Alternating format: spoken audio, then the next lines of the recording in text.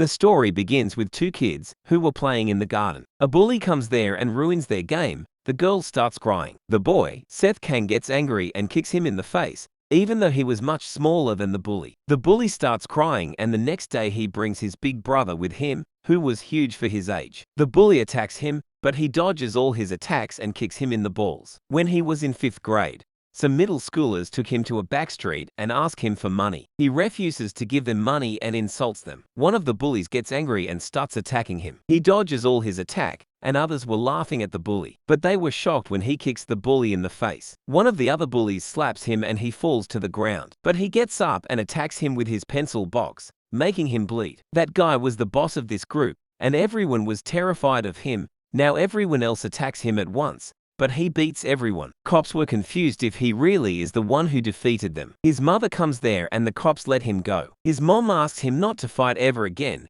and he promises he won't fight again. Now he is in middle school, and there was a guy who used to bully him for money in front of the whole class. He controls himself from fighting back. When he gets back home, many cars come in front of his restaurant. Someone had died. His mom was crying after hearing the news. Seth transfers to his old school, where a girl recognizes him, and so do some bullies. They were the guys he beat when he was a kid. Seth sits next to a guy who was sleeping and had strange hair. After the class, the bullies come to him and try to intimidate him, but he smiles instead. They get pissed and start screaming at him, and the guy next to Seth glares at them and they scram from there. The girl from earlier looks at him, but when he looks back, she avoids eye contact with him. She is the same girl from the start of the story. Seth looks different now since he transferred schools. When the guy next to him wakes up and leaves the class, those bullies try to mess with him again, but that girl comes in the way and stops them as she is the class rep. But Seth asks her to get out of the way. He told them that when he was younger,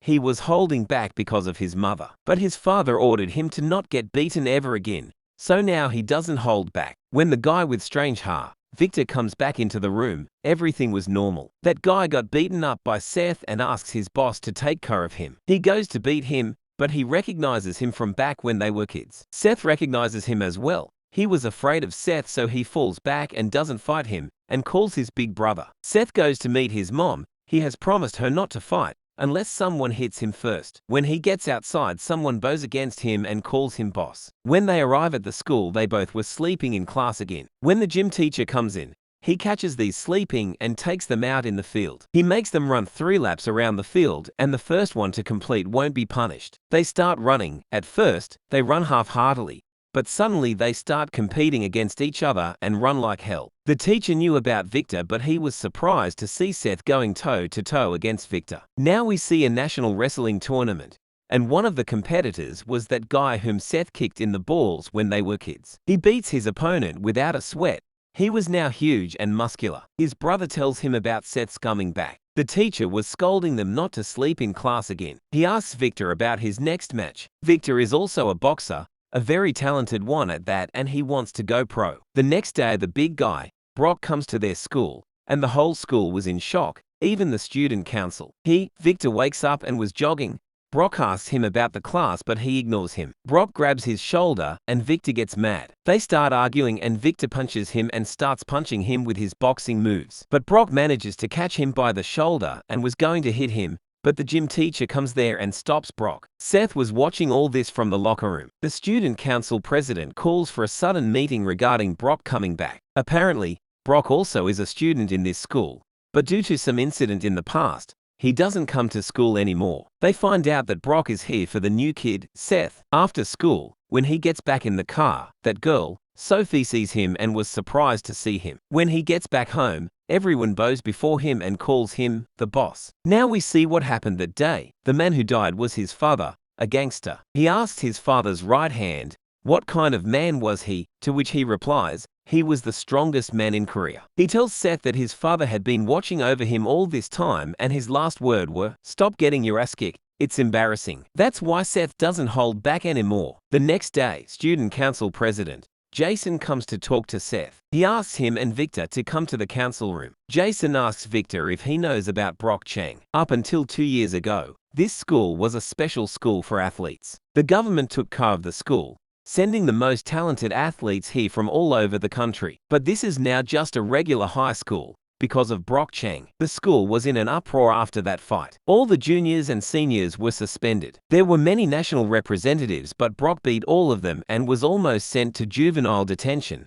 But the gym teacher got him out of the situation. He dropped out after that, but he came back to find Seth, but Seth doesn't even remember him. While waiting outside the school, he meets Sophie. She asks him if he still remembered her, to which he replies, "Yes, we were pretty close back then." But then Jason comes there and she goes with him. Seth comes back to his company. His uncle asked him to take his job more seriously. It doesn't matter if he is only 17 years old. He tells him about the Sunshine Company's secrets, like how it is legit only on the outside, but on the inside, it's connected to gangs. He was explaining all this when some men attack their guards. It's Sunshine Group's business branch chief, Derek Pake. He was not happy with Seth being the boss of the company. Seth had already broken his nose before. He was here for a rematch. Seth gets excited to fight because he was in a very bad mood today. The next day, Brock sends his brother to take Seth to him. His brother goes to him. He was scared of him and asks him nicely to come with him outside, and he agrees to go with him. In student council,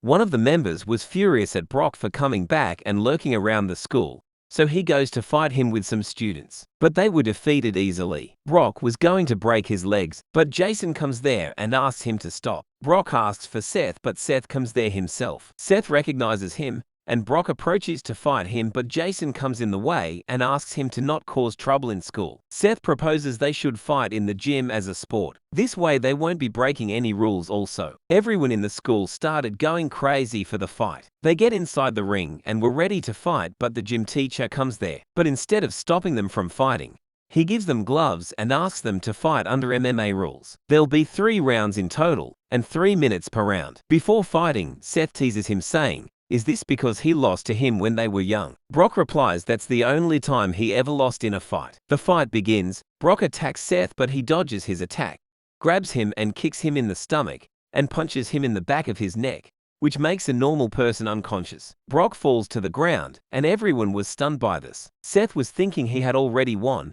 but Brock gets up even after that. Brock attacks Seth, but he simply dodges him and grabs his hair and slams him on the ground. But Seth was not done yet. He starts punching Brock continuously, making him bleed. He was admitted to the hospital. Doctors said it would take him 2 months to heal. The next day at school, everyone was talking about Seth. Everyone was now afraid of him and was avoiding him. Victor was angry at Seth because he is the one who wanted to defeat him. He asks Seth to meet him in the gym after school, but he wasn't able to come there because he had some paperwork to do. The next day, Victor was angry at him for not showing up and says that he ran from a fight. They start fighting in the class.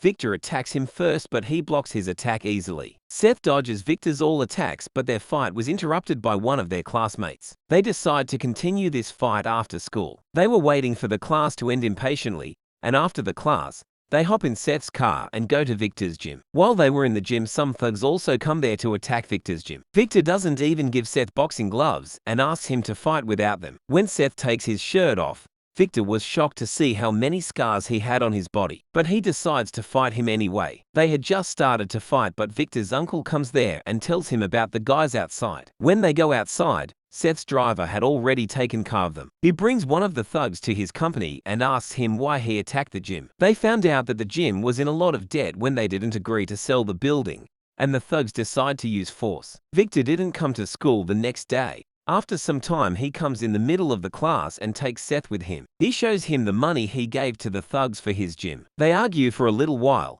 Then Seth asks him to just focus on his boxing if you want to make your father proud, and says if you want to fight, I'm always ready. Sophie was eavesdropping, but Seth catches her. He teases her and assures her that he won't fight anyone from this class. Jason sees them talking and gets furious at Seth. After getting beaten up by Seth, Derek Pake goes to meet Miduki Ryoshin, the leader of the 3-headed ghost gang. Miduki was disappointed in Derek.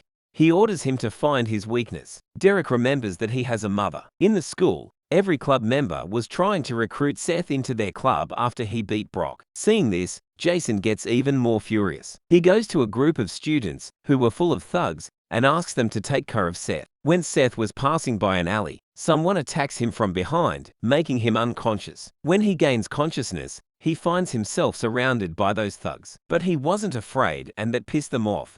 and one of them attacked him. He beats him and the rest of them attack him at once. Seth brutally beats each one of them, even when gets hit by bats. He doesn't flinch and attacks them. At last, he asks the leader to tell him who ordered him to attack him. After knowing who did this, Seth goes to Jason's office. Jason was shocked to see Seth. Seth slams his face on the table and asks him why did he do that. But Sophie comes there, and Seth lets him go. He doesn't say anything to Sophie and ignores her. The next day, his uncle assigns him some bodyguards, even when Seth refuses him to do so. While he was in class, the chairman of the school calls for Seth. Victor tells him that the chairman is Jason's uncle, and Jason's father is the owner of this school, so be careful. Chairman tells him because he has caused so much trouble and hit the student council president, he is expelled from the school. Jason smirks, but Seth smiles as well. He calls his uncle and asks him to buy the whole school. In only a few minutes, dozens of cars come outside the school, and his whole gang comes into the chairman's office and shows him some papers. In that document,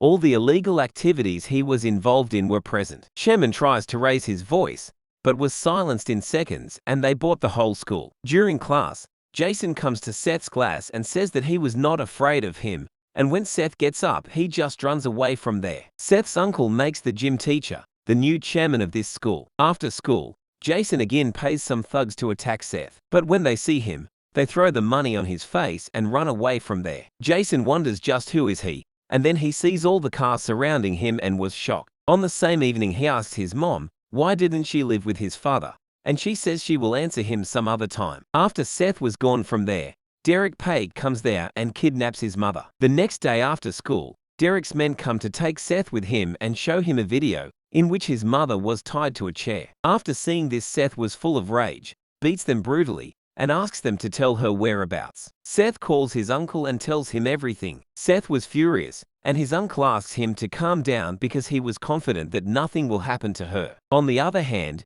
Derek was calling his men, but they were not answering the call. Derek says to his mother that he has no grudge against her. It's just Seth is not fit to be the boss of the Sunshine Group, to which she replies that he will do better than him. Derek gets angry. She gets off the chair and stops smiling. When Seth arrives at the place, he sees his uncle was already there. He asks him about his mother and goes running to save her. When he arrives in the building, what he saw was unbelievable. His mother beat all of them and was strangling Derek Page. The story continues. Seth's mom lets Derek go. He was terrified and asks them to save him. She leaves the rest to his uncle and goes to open her cafe. Seth was stunned. When they get back, Seth asks her what happened there. She says it's a secret and she would tell him when the time comes. His uncle thinks about how she used to train Seth when he was just a child. That explains why he was so good at fighting from his childhood. His uncle tells Rodney, Seth's driver, that the Yakuza were behind the rebellion from Bison, and asks him to tighten Seth's security. He orders him to find 2 guys who will pass as transfer students. Shoppy's dad, the chief commissioner, sees her in a bad mood and calls Jason to find out what is going on. Jason tells him everything about Seth, making him the villain of the story. At night, Seth couldn't sleep after what happened today. The boss man, who was behind Seth's mom's kidnapping, orders his men to send Akira to the same high school. It was his first day as the gym teacher as a chairman, so he was a little awkward. He gets a call from Seth's uncle, who tells him that they're going to be 2 transfer students in the school today, and he hangs up the call. One of these transfer students was Brock himself, and the other one was Jun Kim. Jun is a secret bodyguard of Seth, but Seth is unaware of this. Akira, who was sent here to kill Seth, comes there too. The class teacher tells them about their upcoming trip to Jeju Island in Japan. When the class ends, Brock gets up and takes Victor outside. Victor was ready to fight, but he gets surprised when Brock asks him to train him in boxing. Brock knows that Victor is a great boxer, and if it's him, he can learn to box. After school, Sophie asks Seth to watch a movie together. Seth agrees and asks her out. After Seth was gone, June meets with Rodney, and we see that he is ready for any danger. At Victor's gym, Victor and Brock were sparring. Even though it was Brock's first time boxing, Victor wasn't holding back as he was angry at him. Victor continuously punches Brock, not giving him any chance to fight back. After receiving so many punches, Brock finally dodges Victor's attack and throws his first punch. Victor barely dodges his attack but was startled by his power. He dodges Brock's second attack and lands a punch on Brock,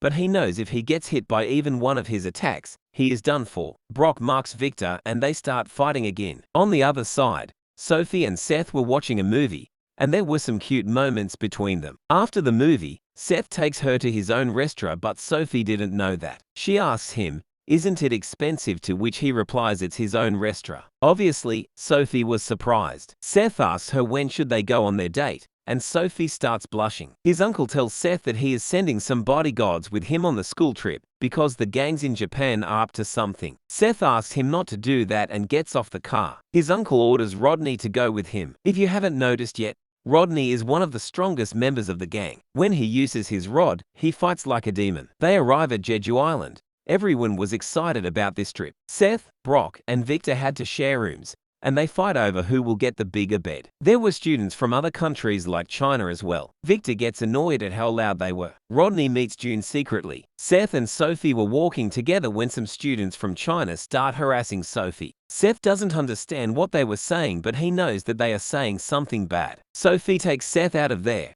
and one of the students shows the middle finger to Seth. Now he was angry. When they were alone, Seth asks her what they were saying, but she didn't want him to fight and decides not to tell him. Seth leaves there saying he needs to go to the bathroom, but he was actually going to fight those guys. He attacks him at once and comes back in an instant after beating them. Those students' seniors come there and ask them who did it, and he orders his minions to look for Seth. They randomly started beating any Korean students they found. They see Victor and try to mess him with as well, but he gets annoyed and punches one of the guys, making him unconscious. They attack Brock as well and he beats them as well. And just the two of them were able to wipe out all those students. Those students tell all this to their boss, and he was angry at them for losing to a Korean and asks them to bring them all tomorrow. The next day Rodney meets with the Sunshine Group, Jeju Branch Chief, Josh Yoon. They chit-chat for some time. Josh tells Rodney how Chine's gangs, mainly the Triad, have infiltrated the island. He tells him that the Triad gang's leader's son is here for a high school trip at the moment. When Seth and the others were enjoying their time,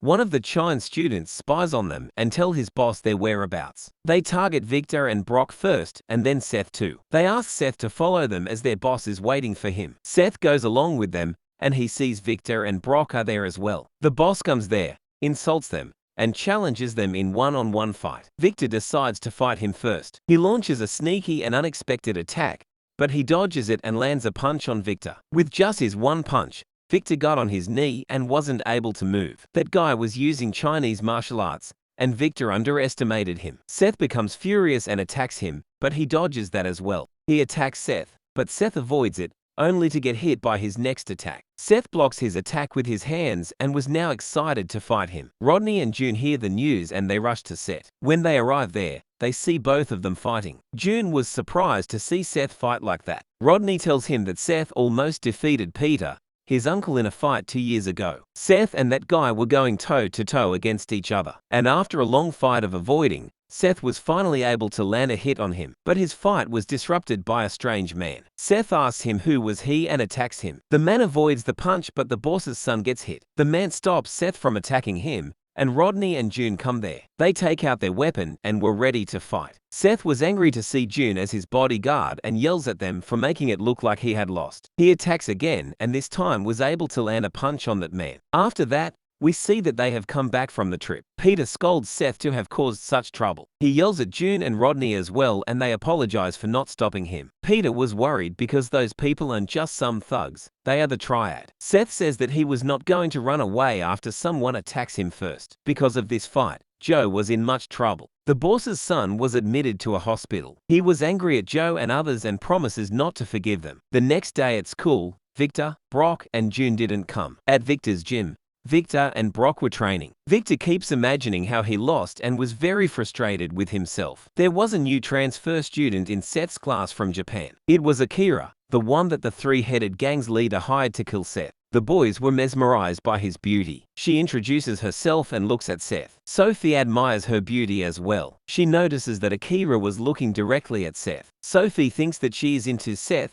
Akira notices her and smiles at her. Sophie gets a little possessive and takes Seth to the cafeteria. Outside the school, June and Rodney, also called Bob, were smoking. Earlier, Seth was angry at Peter for putting a bodyguard in the same class as him and asks Peter to take him out. But after going to this school for a few days, now June really wants to go to school. When Sophie and Seth were alone outside, Akira comes there and Sophie to be her friend. She asks her if Seth is his boyfriend, She was hesitant, but Seth says that he is. He leaves from there and notices something was weird about her. Sophie was happy that he confessed that he is her boyfriend. After school, Seth comes to his mom's cafe. He mentioned Akira, saying there was something odd about her. He tells her that Akira has the same vibe as her. After hearing this, she was furious. At school, Akira goes to the rooftop, sees Seth, and plans on getting rid of him. Seth notices someone watching from above, but Akira hides from him. She reveals her weapons, which she has had all this time. But she was horrified when she hears someone behind her. It was Seth's mom. She seems to know about Akira's clan, and as she says, the bloodline continues. She orders Akira in a cold voice if she goes back. She would act like nothing has happened. Akira doesn't understand and attacks her with her weapon, but she just catches it without even flinching. Seth's mom asks her what she wants. Akira was terrified. Seth's mom attacks her with her own weapon, but Akira dodges it. And while she was distracted by the weapon, she attacks her again, but this time Akira wasn't able to respond. She spares her by kicking the surface instead of Akira and orders her to listen. In the class, Jun comes there again. Earlier, Jun requests Seth that he really wants to come to this school and wanted his permission. Seth agrees to let him come to the school, but tells him not to be so formal because he wants a friend, not a bodyguard. On the other side, Seth's mom treats her wound and orders Akira to take her to her boss. In class, Seth was feeling down because none of his friends were coming to school anymore. After school, he goes to his mom's cafe, but it was closed. He calls her, but she didn't answer his phone. Seth gets worried. His mom and Akira arrive at the three-headed gang's base. She ordered Akira to stay outside and not to run away, and she goes in there alone. She meets two bodyguards at the gate. They stop her from entering. She hits them in the back of their neck so fast that they weren't even able to react. One of them sounds the alarm. When she gets inside, she meets the number 2 of the gang. He asks her who is she, and when she doesn't reply, he orders all his men to come out and says what a single woman could do. She was surrounded by them and warns them, saying anyone who attacks her with a weapon would die. She reveals that she is Seth's mom, and the one they are trying to kill is her son. At Victor's gym, Victor and Brock were sparring non-stop, even though they were fully exhausted. Seth comes there and asks them why they weren't attending classes. They were surprised to see him. Seth saw them fighting and asks if he can join too. Brock gets out of the ring because he knows he is still not ready to fight him, but says that he will beat him soon. But Victor challenges him to fight. They start fighting. Again, Seth dodges all his attacks, and when he finds an opening, he attacks Victor. Victor blocks the attack, but he still felt the punch. Victor wonders, why are these guys so strong, and attacks Seth in anger. And on the other side, Seth's mom was beating those guys brutally. She already had defeated many of them, and the rest of them were scared to even attack her. One guy attacks her, but she kicks him in the face. A second member attacks her and she makes him attack his own gang member. In anger, he attacks her, but she stabs her fingers into his eyes and slams him on the floor. The rest of the members start falling back. One guy comes with a gun from her behind and asks her not to move. Another guy attacks her with a bat, but she dodges him, kicks the knife on the floor, hits the guy with the gun, and he misses his aim and shoots the guy with the bat in the head. She finds a sword and starts slicing whoever comes her way. Now she had stopped holding back, and says that she'll be slicing the necks of anyone that tries to stop her. At another place,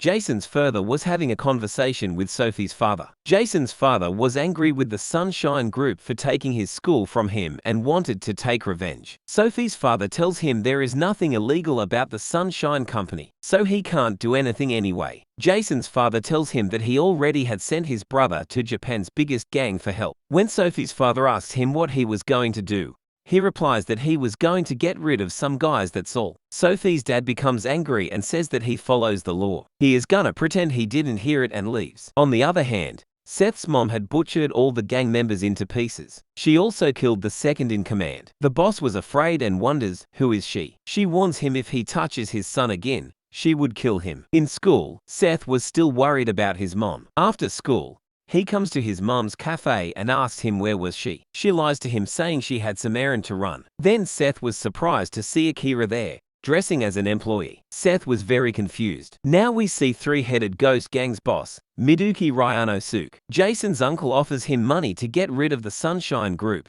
but Miduki said it wasn't enough. He asked him to allow them to do business in Korea.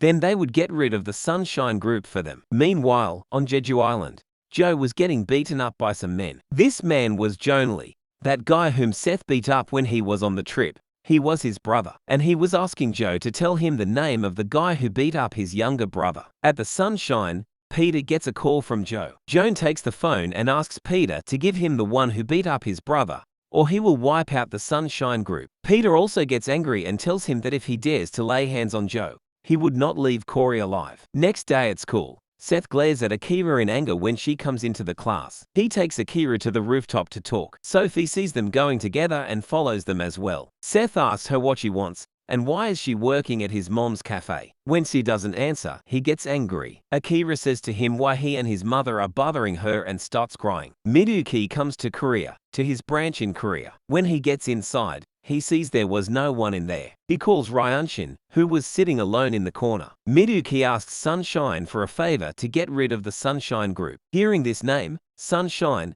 he was terrified and asked him to leave. They don't want anything to do with those guys. He was shivering with fear. After school, Seth was challenged by some seniors from the student council. It was Jason who set this up. They didn't want to gang up on him. They fight him one-on-one. The first one to fight is Scott Choi, head of the Kendo Club. He specializes in sword fighting and asks Seth if it's okay to fight with his weapon. Seth replies, "Sure, it's not my first time fighting like this." Scott gets angry and attacks Seth. He dodges all his attacks. Jason gets angry at them for not attacking him all at once. June and Bob also come there when he wasn't coming out. Seth beats Scott with just one punch and now the other two attack him as well. Seth also was looking for a fight and he gets excited as well, and ends the fight in just a few moves. June notices that he is holding back against these students and start talking about his fights where he doesn't hold back. Jason gets terrified. After defeating those three, he asks the next student to fight him, but he says he didn't have any intention of fighting him anyway. June calls Seth by his first name. Bob was stunned by him being so casual with Seth. He says Seth is my classmate. He tells him that it was Jason who ordered them to do it. He says to just leave him, he is an idiot. Peter comes to Jeju Island to meet with the black group Mondo's branch chief Jonely. Peter sees Joe all beat up,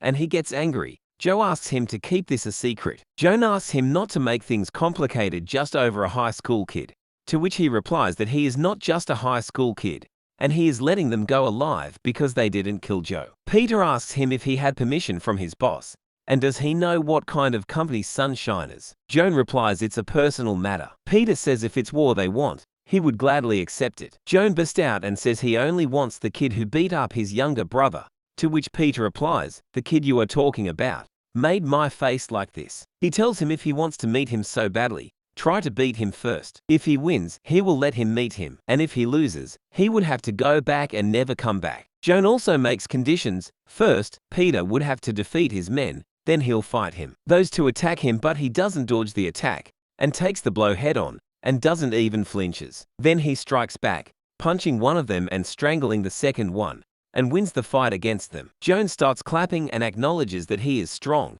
and they both face each other, ready to fight. Joan uses one of his moves, but Peter couldn't avoid it and takes the hit head on. But even after a direct hit like that, he was completely fine. Joan was shocked to see him unscathed. Peter also gets ready to fight back, but their fight was interrupted by one of Joan's gang members. He greets Peter on his boss's behalf and apologizes to him to have caused this much trouble. He whispers something in Joan's ears, and he calms down, but he says that he'll be back, to which Peter replies, the next time he sees him, he would kill him. Next morning, Sophie asks Seth to go to watch a movie together. Seth's mom and Akira were going somewhere. In mountains, there was a house in this isolated place. This is where she was trained. His master asks him why she was here. We see a boy whom she calls Little Bro. They were here regarding Akira. She wanted Akira to leave in his car. His master asks him to take his student with her, as he can't keep him on this mountain forever. She was the heir of this dojo, but she gave up on being the heir for Seth's father, and now that boy was the heir. Seth and Sophie were going to watch the movie, but Sophie's father comes there. He said he wanted to meet Sophie's first boyfriend as an excuse. While Sophie was away, Seth asks him if he had something to say to him. Sophie's father tells him that he knows that Seth is the heir of the Sunshine Group, and because his daughter is with him, she might be in danger. He shows him an image of Miduki and tells him that he is only helping him because of Sophie, and this is the last time he is going to help him. And if something happens to Sophie, the Sunshine Group will disappear without a trace. When their date was over, he calls his uncle, but he doesn't pick up. He asks Rod to find out about those people. When Rod sees the image, he was shocked. He tells Seth that they are from one of the biggest gangs in Japan, called the Three-Headed Ghost Gang, and he is the single-headed gang's boss, the worst out of the three. Now we see the Mondo gang's boss, Moonlee. He was scolding his son for going after the Sunshine Group. Joan asks him, is the Sunshine Group that big of a deal? To which he replies, Sunshine is not the problem, it's because she's there. They were talking about Seth's mother. They were terrified of her, but Jun still doesn't listen to him and was fixated on getting revenge. The next day, June and Rod were keeping a close eye on Seth because of the threat of the three-headed gang. Victor and Brock ask the chairman for a fever. During lunch, the chairman calls Seth to the gym. Brock wants a rematch with Seth now that he thinks that he is ready. Seth agrees to fight. They give him gloves, but he declines to wear them. The match begins. Brock attacks first, but Seth dodges it and attacks Brock. But this time Brock avoids the attack as well. Seth was surprised to see him improve in such a short amount of time. A man tells Miduki that they were able to find Seth's location, and they prepare to leave right away. And they were still fighting, and Seth manages to land his first punch on Brock, but Brock endures it and attacks him back.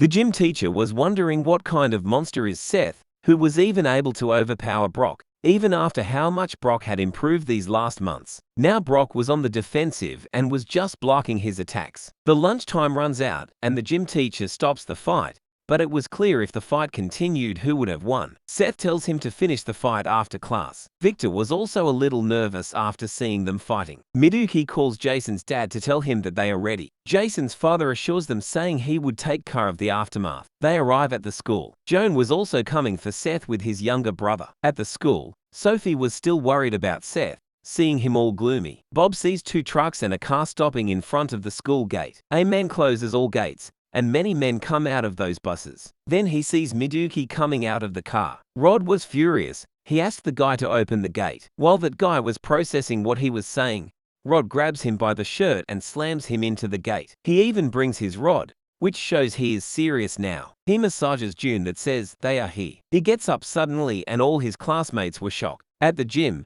Victor was telling Brock that he was losing and that he should give up now. Brock says that he tried everything but not wrestling, which is his specialty, and next time he is going to fight him on the floor. They were just talking and some men come there looking for Seth. They show them Seth's picture and ask them if he is he. After knowing that he was not there, they start to get out of the gym. Brock calls them asking why were they looking for him, and Brock and Victor approach them to fight. Miduki's men were everywhere looking for Seth. When they start going upstairs, they were welcomed by June. He jumps on them, and without them even realizing it, stabs one of the men. When the man was about to react, he stabs him many more times and the man collapses. The class was still going on, without realizing what was going on outside. Seth hears some noise outside and was thinking something is up. Midgewoki and his men barge into the chairman's office, and when he asks them who are they, one of his men gets behind the chairman in an instant and makes him sit by force. Miduki asks the chairman to give him Seth Kang or he would die. The chairman threatens to call the cops, but Miduki wasn't afraid and tells him to go ahead and call them. Meanwhile, at the gym, Brock asks them again why they were looking for Seth. The guy feels insulted and attacks Brock. Brock pinches him hard and he was out cold, but even then Brock pinches him again. He was angry because of his fight with Seth. They all attack him at once and Victor had to step in as well. On the other side, after June finishes one of the men, the others were in a rage and attack him, but June was brutally finishing them one by one. On Rodney's side, he was facing a whole gang on his own and they still won't stop coming. At first, Bob was worrying about the others, but then he snaps and attacks them head-on. Now everyone in the class hears the noise coming from the outside, including Seth. Seth gets up to go outside. The class teacher asks him where he was going, and he orders them not to let anyone get out of the class. When he comes downstairs, he sees the bodies that were finished by June. June was surrounded by them and was in a trouble. Seth sees a fire extinguisher, comes from behind them, and slams one of them with that. They recognize him and attack him instead. Seth uses the extinguisher to block their eyesight and jumps into the smoke to fight them like a demon. He comes out on the other side of the smoke, beating all of them in an instant. The chairman calls the police and reports them, but they hung up on him when they hear it was Youngjin High. One of Miduki's men comes there and tells him that they found Seth. Seth and June team up to fight them. Seth asks if he had informed his uncle yet, to which he replies that he called but he didn't pick up, so he left a massage. Seth looks at June in anger and says let's bring this outside. Outside, Rodney was fighting them, playing with them. Seth and Jun also come outside fighting. Brock and Victor had also finished the guys in the gym and come out there. Seth asks Victor and Brock to stay out of this, but Brock says it's too late for that. Miduki also comes there and sees all his men down. Seth asks him what he wants, to which Miduki replies, "Your head." Rod and Jun come in front of Seth to protect him. Miduki smiles and brings his strongest member Kyle to the front. Kyle is not your regular gangster. He is the strongest fighter in all of Japan. Rodney and Jun get in a position to fight. Kyle attacks them, and they didn't even see him coming. He punches them at the same time in an instant, getting them out of the way. Seth was also shocked to see him fight. Two cops come there after the report, but they don't see anything unusual. Then one of them sees a boy and they were going to call for backup when Sunshine Group, eyeing Branch Chief David Lee, comes there with his men. The police were scared to see them. Then Jonas Yoon from Sungdam branch of the Sunshine Group also comes there. It was the first time in a long time that they have been called. And just like that, the rest of the executives and branch chiefs also come there. They call him to ask for permission to go in, but he orders them to wait. He was almost there himself. After punching the two, Kyle comes face to face with Seth to fight him. But Jun and Rodney were not defeated yet. Seth orders them not to interfere. He was going to take care of him alone. Kyle attacks him so fast that Seth barely avoids it. He was so fast that it was getting harder for Seth to keep up. Kyle keeps attacking him, and Seth keeps avoiding all his attacks. Everyone was shocked to see Kyle moving so fast and Seth avoiding all those attacks. After avoiding Kyle's attacks for some time, Seth was able to figure out his pattern of attack and was able to block one of his attacks. And now Seth was attacking him for the first time. But Kyle miraculously dodges that attack. Seth says this is fun, and Kyle also gets excited to fight him, and they start their unbelievable fight again. At first, they were just dodging each other's attack, but as the fight goes on, their fight starts getting intense as well. Kyle avoids Seth's punch and attacks him with his leg, which Seth blocks with his hand. And this was Kyle's second hit on Seth. They see a chopper that lands on the school ground and Peter comes out of it, and so does his whole gang. Victor was stunned to see so many gang members. Everyone bows before Seth, giving him their respect to him. From a distance, Joan was watching all this. He decided not to interfere since the cops were there as well, so he decides just watch them for fun. But Seth's mom comes there. They were not even able to see her and were shocked. Seth orders them not to interfere and insists on winning fair and square, even when his uncle tells him not to fight. Jason's father and uncle were watching all this. Miduki also orders Kyle to get rid of him, and they run toward each other to fight. But Seth's mom comes there and asks them to stop. Everyone was shocked and confused to see her there. She tells Peter to take care of the injured and take the rest outside school. Wen was hesitant and asks her why, to which she replies in a cold voice, "Since when did you question my orders?" She says to Kyle that since her son would deal with him,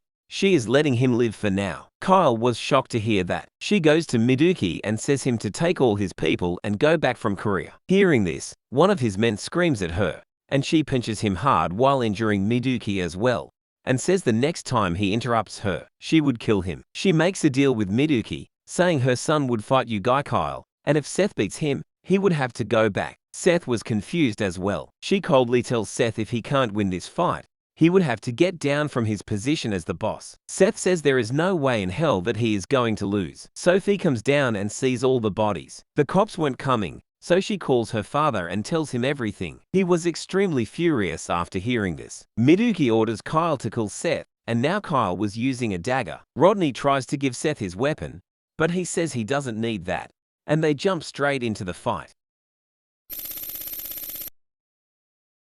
It was the new academic year at Yongin High School. At the student orientation, the chairman welcomes the new students. This school was once again an athlete school thanks to Seth, and there were also a lot of athletic students this year. There were some students watching this school's legendary video, the fight between Seth and Kyle. It has been 2 years since that fight. We see some glimpses of that fight, where Seth was heavily injured. Some students believe that video and some don't, and who could blame them for not believing? The fight was like 200 versus 1. Like every year, there comes a bully in class. He tries to intimidate them when a guy comes there and asks the bully to move. The bully gets angry and turns around, and we see a guy who asks him to move again. Keep in mind that he is not Seth. While they were arguing, there comes a girl also and she was carrying something. She also asks the bully to move. Now he was really pissed and attacks her. The guy tries to come in the way, but before he can stop the bully, she stops him herself, also stopping them from fighting in the process. In that video, we see Jun injured. Seth was furious at someone and was going to attack them, but Jun throws his knife at someone and probably kills them. That's why he was in the prison for the past 2 years. Today is the day when he gets out of prison and Rod comes to take him. And even Seth was there to welcome him and asks Jun if he still wants to go to the school. At the school, there was one more student this year. He is the guy from the mountains, whom Seth's mom brought with her, and his name is Jin. In the first year's class, there were 3 athlete students. Jin comes late to the class and introduces himself as a first year. Students were surprised to see him as a first year student because he looked older than them. It's because he had dropped out of school for 2 years after completing middle school. After school, he somehow manages to find Seth's house, because as you have noticed by now, he is a little dense. He was shocked to see the automatic door. Seth's mom welcomes him. He was happy to see her and calls her sister. She shows him his room, which used to be Seth's, but he doesn't live there anymore. She tells him that Seth goes to the same school as him and that he would meet him soon. Seth's mom takes Jin to her underground base where she puts all her weapons and everything related to them. She wanted to see how strong is Jin and wanted to test his skills. Jin replies, "Sister, you'll get hurt." She was shocked to hear him say that so confidently. As a successor of the clan, he never learned to lose. And now she wasn't going to go easy on him from the start. At the school, Sophie was now the student council president. She had asked all the sport team leaders to gather for some important discussion. But they weren't happy because the captain of the boxing club didn't even show up.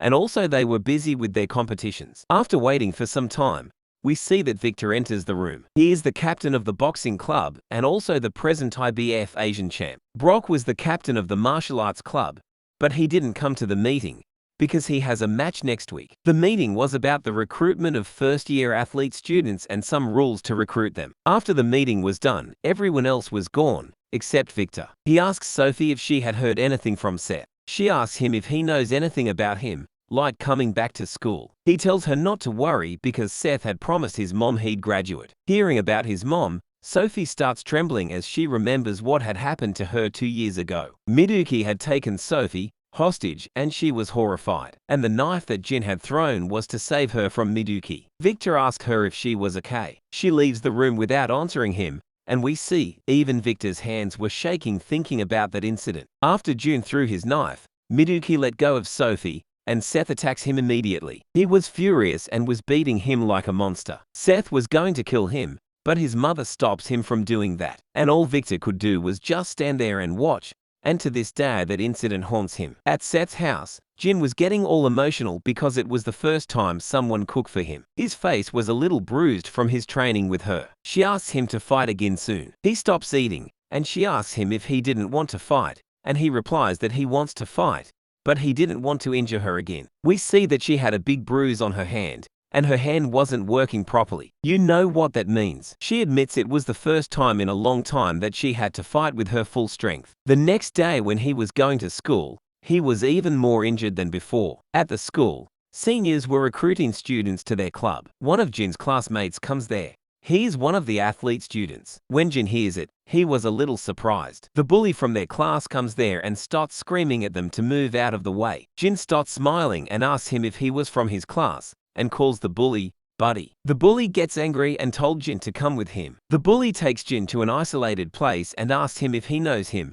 He was the boss in his previous school. The bully starts smoking, but Jin takes his cigarette. The bully gets pissed and attacks him, and Jin stops him with just 2 fingers. And when the bully was going to attack him again, Henry Chang, a student representative, stops him. He is Brock's brother, and he calls Jin a troublemaker. Jin says he is not the bully. Henry thought they weren't taking him seriously, so he boasts about his achievements like he is the head of the wrestling club, and he came 5th in the winning competition just after training for a few months. But out of all this, the only thing that made that bully scared was when he mentioned that Brock is his big brother. The bully bows before Henry, saying it's an honor to meet him, but Jin was confused as he didn't know who Brock is. Henry thinks he has a bad attitude and told him to come to the student council to meet him during lunch. Jin notices that the big guy was worried about him, and he is also the one who brought Henry here. Now we finally see Brock, who was training for his next match. He was looking bulkier than before and more strong as well. Akira comes there.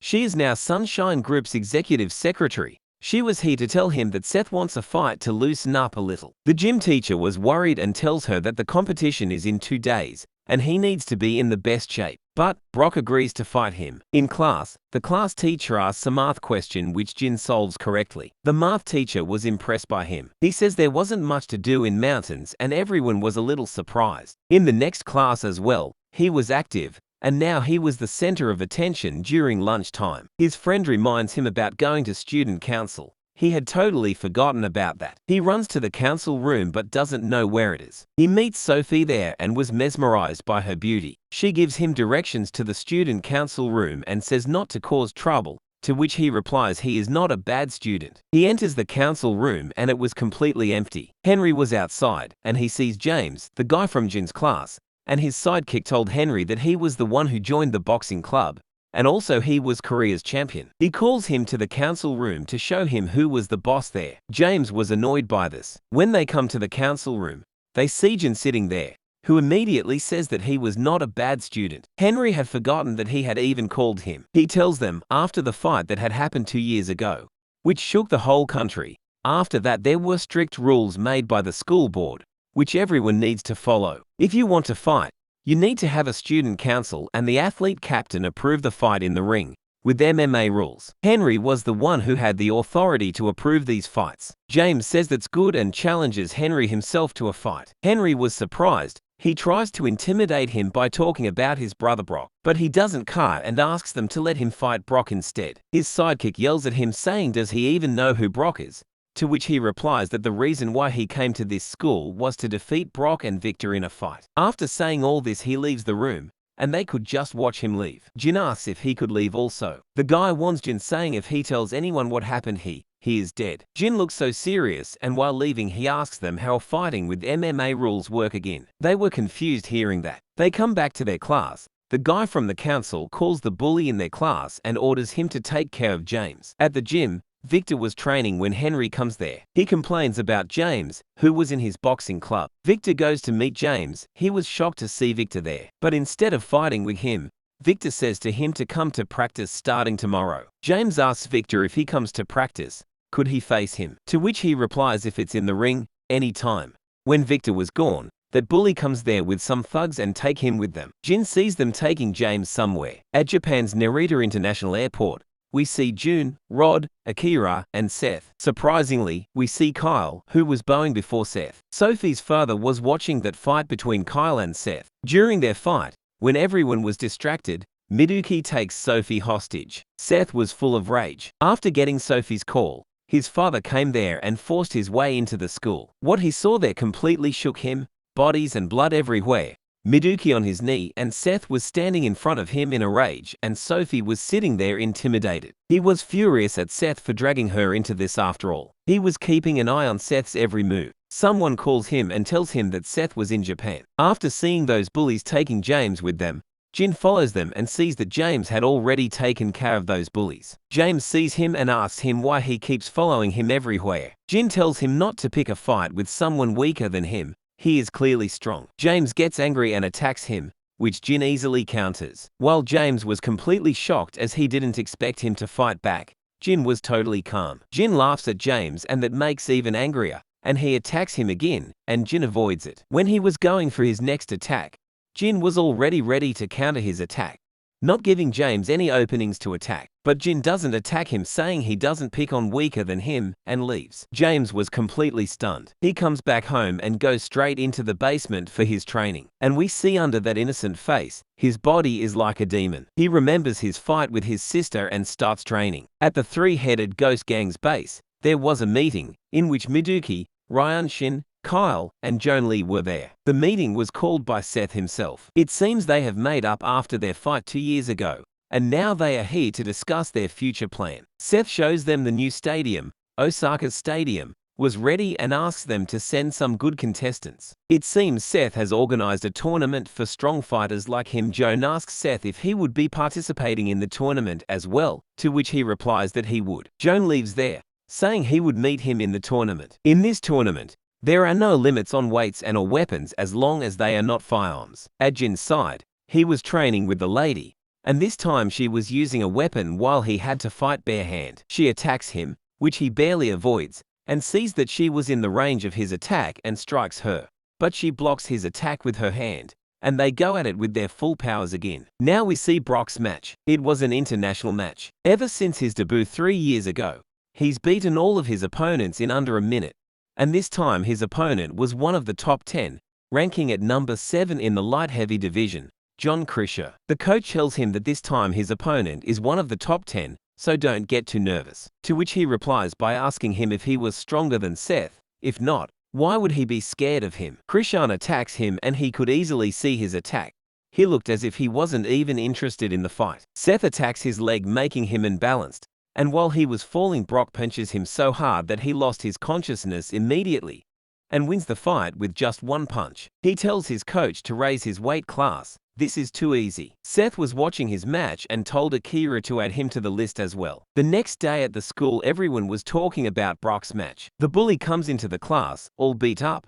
James comes to the class as well. The bully was now scared of him. James told him to leave him alone. Jin says to James not to pick on the weak. Again, James was angry and wanted to hit him, but he knows he was no match for him. The girl, Aira, was watching all this and asks James if he got beat up by him. And judging by his behavior, she concludes that it's true, and says she would take care of that country boy for him. During lunch, she goes to meet Jin and asks him to meet her after class. He was confused and asks his friend what she meant by that, and he told him that maybe she wants to fight him. After a long time, Seth again comes to this high school. Seth had made his uncle the new chairman of this school for some reason. Seth asks him about his mother. His uncle told him that his mother got a new student transfer to this school. Seth was surprised and wondered who could it be. He wears his old school uniform and was ready for the class. His uncle asked him if he had to continue his plan. It is impossible to find that man. Seth gets angry at him and says why he and his mother are so scared of this man. This was the man that killed Seth's father.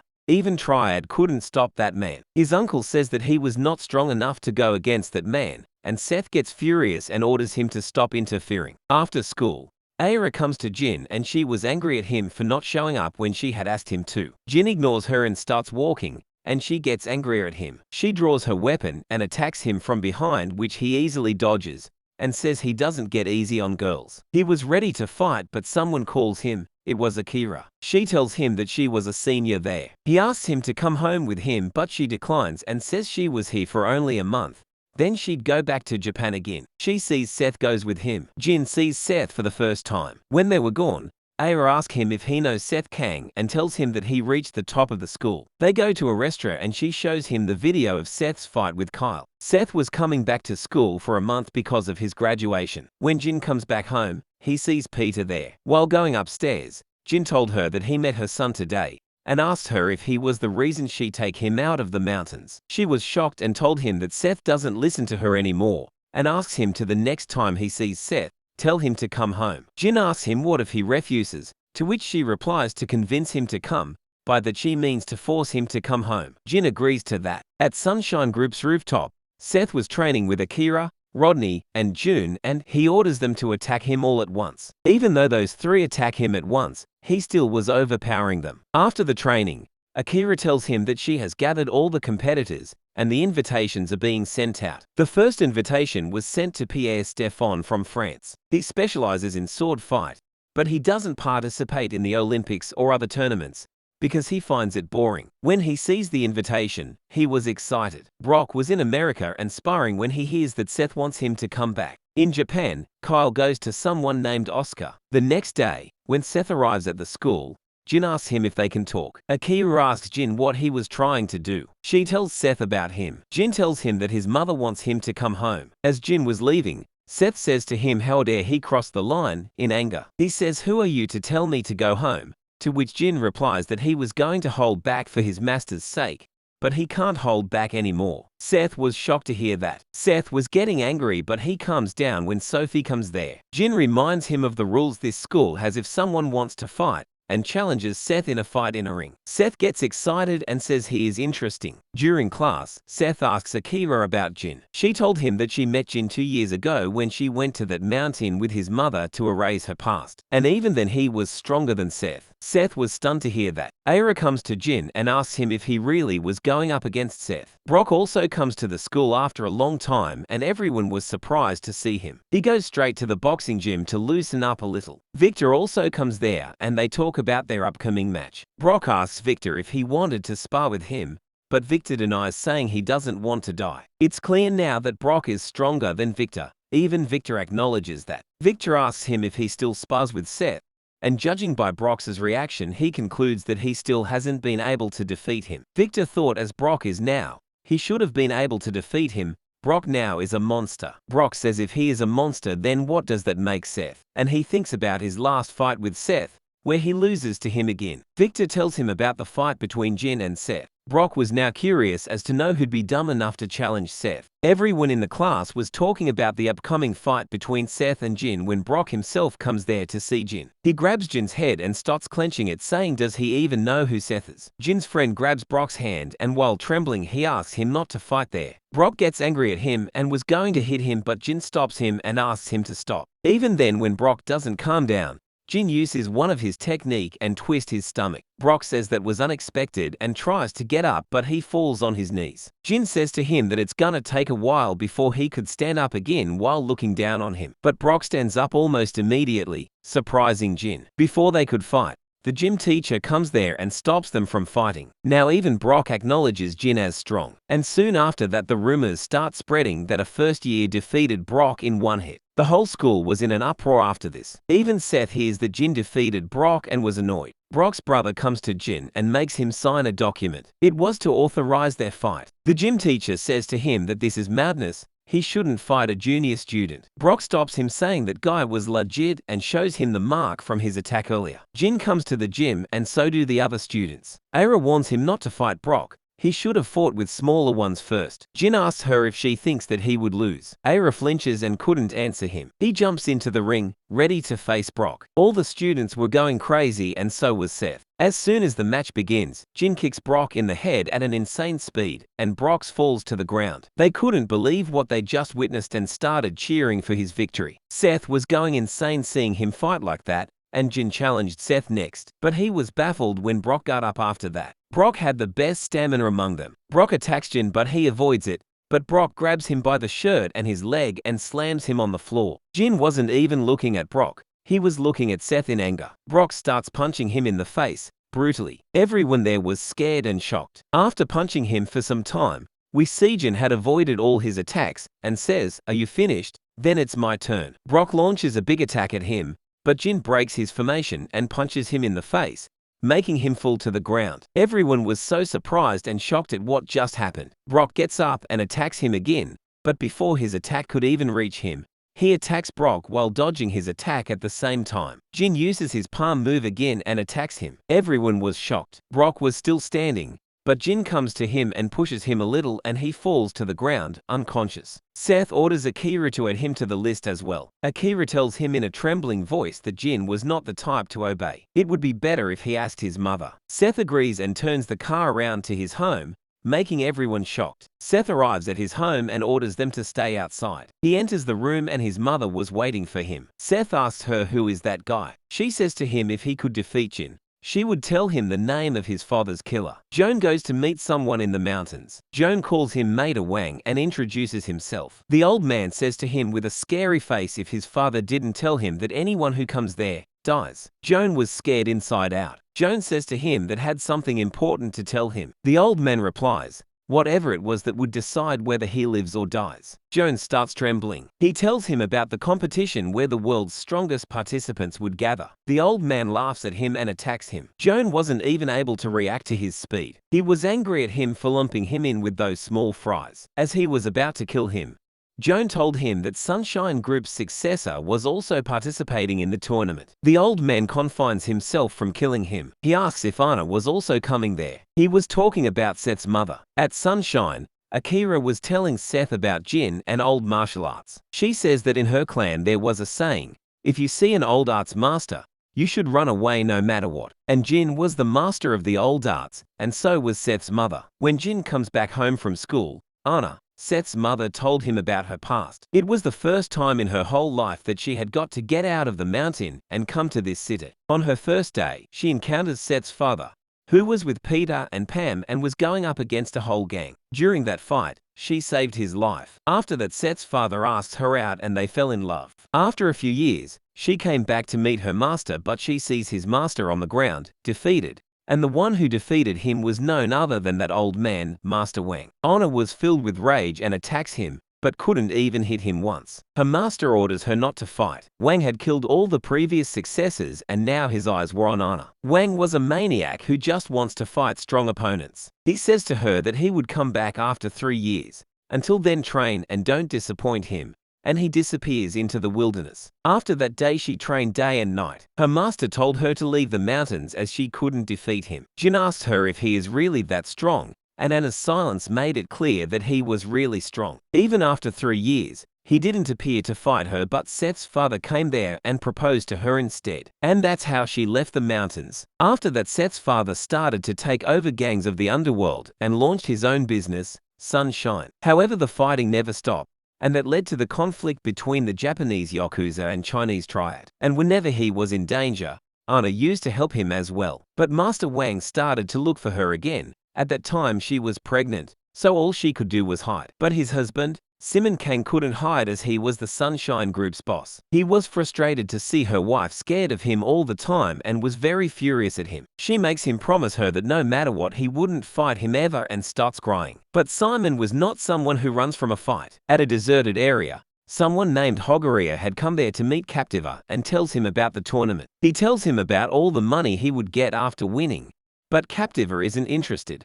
Then he mentioned that you are allowed to kill. He immediately gets up, ready to go. At the Sunshine, Akira comes to Seth with the news. She says that Jonli was able to find that man. Seth still doesn't know who killed his father, but Master Wang was the closest match they could find. He was the only one Seth's mother would fear. Master Wang, the leader of the Supreme Black that had conquered central China, and his father was also killed in China. After that, Akira shows him a list of confirmed participants. There was one more man who was joining that tournament, Sakurai Ogara. He is the father of Japanese martial arts. In the past, Kyle was not able to defeat him 5 times in a row. Brock was admitted to the hospital again. When he wakes up, Victor asks him about Jin, but Brock doesn't answer. So he planned on fighting him himself to find out. Brock was surprised, but Victor reassures him, saying he would be using boxing. The next day, Victor takes Jin to the gym and asks him to fight him. But Jin denies to fight, so Victor requests him, saying he wants to see his own limit. A reporter girls had seen them together and followed them to the gym and was making a video. James was also there training.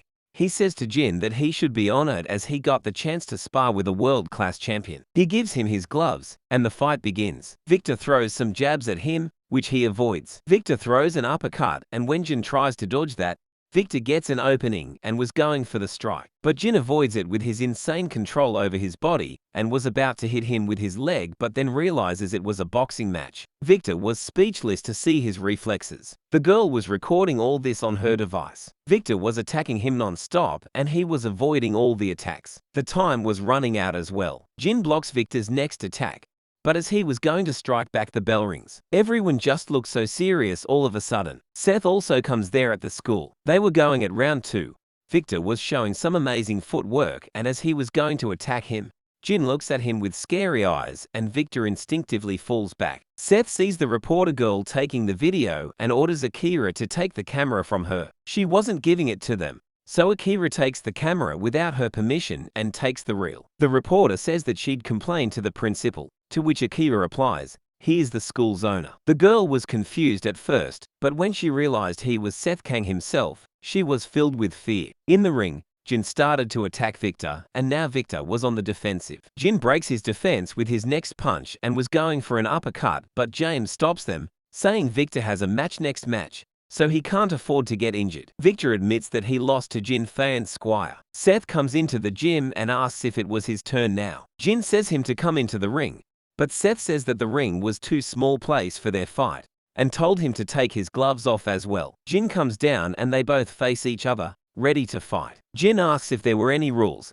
To which Seth replies in an evil voice that they don't need rules. Even Jin was baffled for a sec. Seth suddenly attacks Jin, but Jin avoids his attack even after it almost hit him, and Seth was just kept laughing because of how much fun that was for him. The reporter girl was watching them fight too when Peter comes there. He sees them fighting and asks the girl to write an article. He enters the gym and stops them from fighting. Seth orders him not to interfere, but he says that the school has some rule which was set by Seth himself. Jin tells him to meet him outside after the class ends alone. Seth rudely asks him who is stronger, you or his mother, to which Jin replies that he doesn't lose to anyone, indicating that he might be even stronger than Honor. In Japan, at the three-headed Ghost Gang's base, the participants start to gather. There were still some of the participants missing. Joan tells them that the other two participants from China would join them on the day of the match. Master Wang was also one of the Chinese participants. Then they hear a voice saying, "I'll decide for Korea." It was Anna's voice. Everyone there was shocked to see her there. Joan starts to remember his first encounter with her 2 years ago. She was looking for Master Wang this time. The next morning when Jin wakes up, he finds out that Honor was gone. He goes to the underground basement and starts his training. He has the ability to imagine the fights as if it was happening in real time,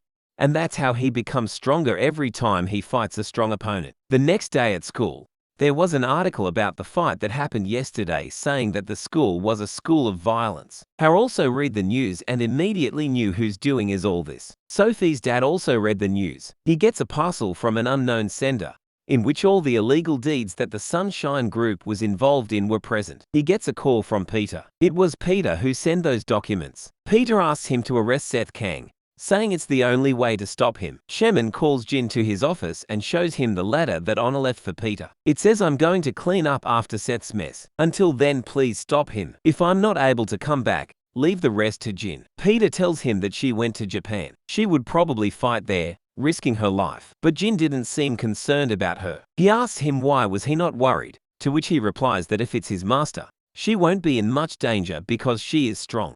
When Seth was going to the airport to take the flight to Japan, some cops starts following him on the way. When he arrives at the airport, he was surrounded by the cops, and Sophie's dad comes there and says that they need to talk. They take him to the police station and show him the evidence. Seth wouldn't be able to leave the country during the investigation. That is what Peter had planned from the start. After getting out, he asks Akira about the situation in Japan. She replies that they were almost ready, but her mom was also in Japan. Seth was shocked. She told him that it was his mother who orchestrated his arrest to stop him from leaving Korea. Seth asks them if there was any other way to go to Japan. Rodney suggests going through a water boat. At Japan's Royal Hotel, Kyle comes to Anna's room with Master Oscar. He asked her to teach her the way of old Ots. Anna orders Kaima to look for a peaceful place for them to train. At the hotel's rooftop, Master Oscar comes to fight her in his proper suit. The fight begins. Oscar attacks her, which she blocks bare hand, and dodges his next attack. When Oscar was going to attack her again,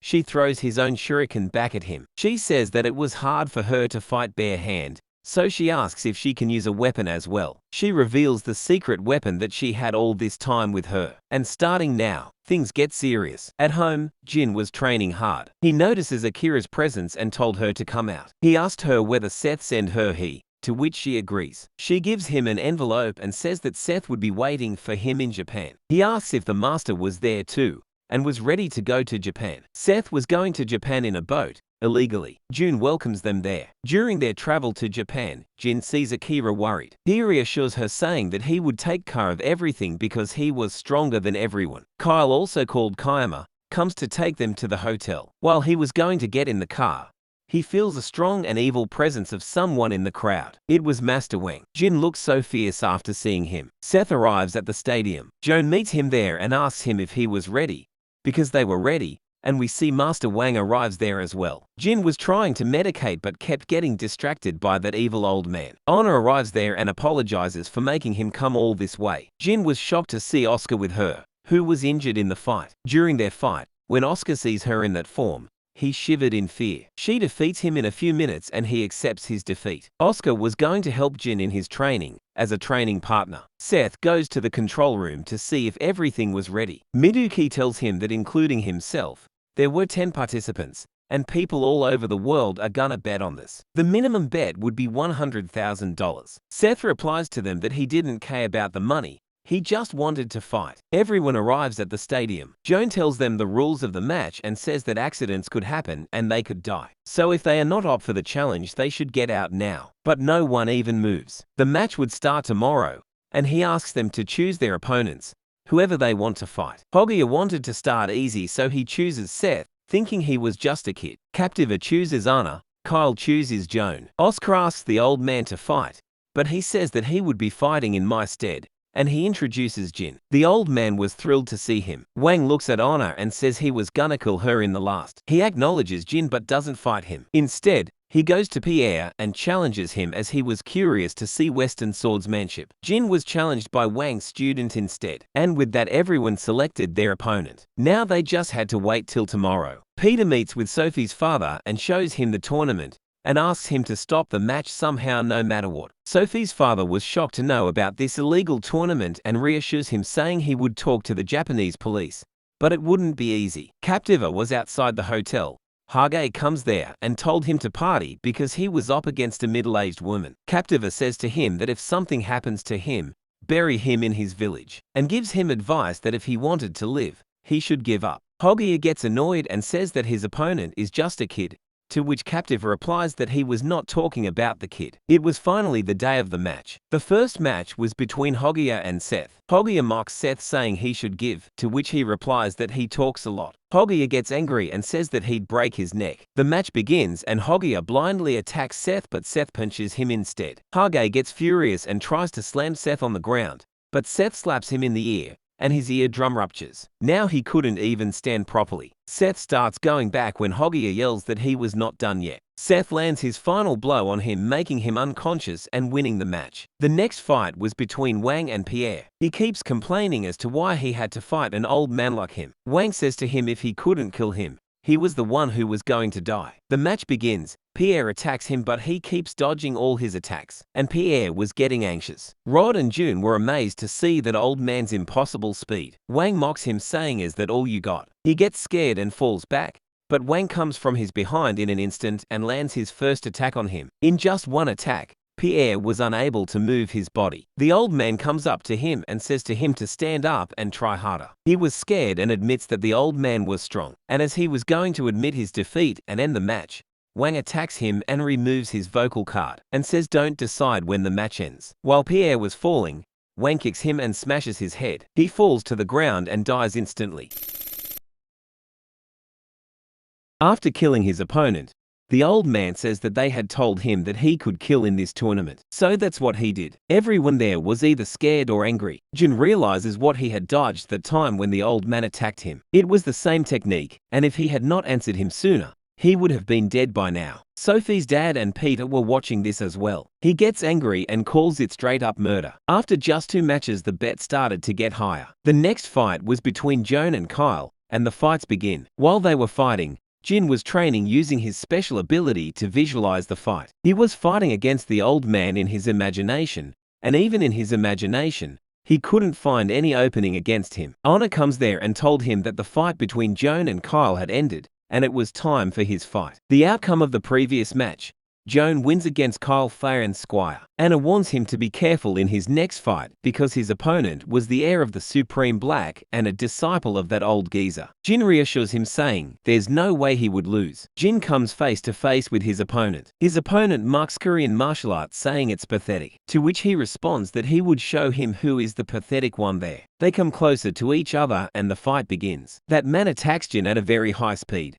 but Jin was able to dodge that and attacks his leg, getting him down on one knee. Then he attacks immediately to his neck, making him fall to the ground. Jin asks him if that was it, but that man smirks and gets up almost immediately. He compliments them on his first hit and now he looked confident.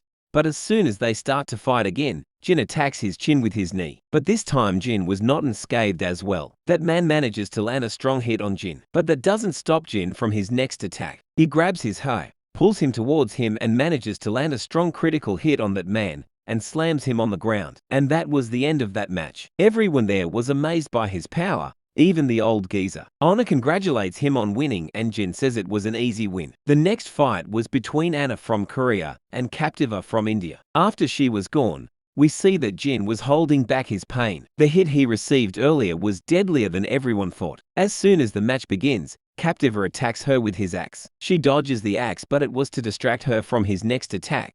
But she manages to dodge that as well. Captiva was sharp and fast. He manages to grab her while she was busy avoiding his attack. Now she was in the range of his attack and had nowhere to escape. Captiva attacks her with his other weapon, which she manages to block and also lands a hit on him. But she was not in clear herself. Captiva attacks him immediately after getting hit by her. She barely avoids the attack, but this time she was injured herself. They run towards each other to attack. Captiva attacks her, but she dodges the attack and manages to land a strong kick in his face. Even after receiving a strong hit from Anna, he still doesn't fall to the ground and attacks her instead, making her a little surprised. She blocks his attack with his axe, but while she is distracted by that attack, he manages to land a deadlier kick on her, and she gets thrown away. But now she reveals her weapon in the midair. But Captiva doesn't look fazed by this and attacks her again, now knowing what kind of weapon she was wielding. As he gets closer to her, she uses her weapon to bind one of his hands and cuts one of the hands off. But he was not done yet. He kicks his own hand to attack her. While she was confused by his action,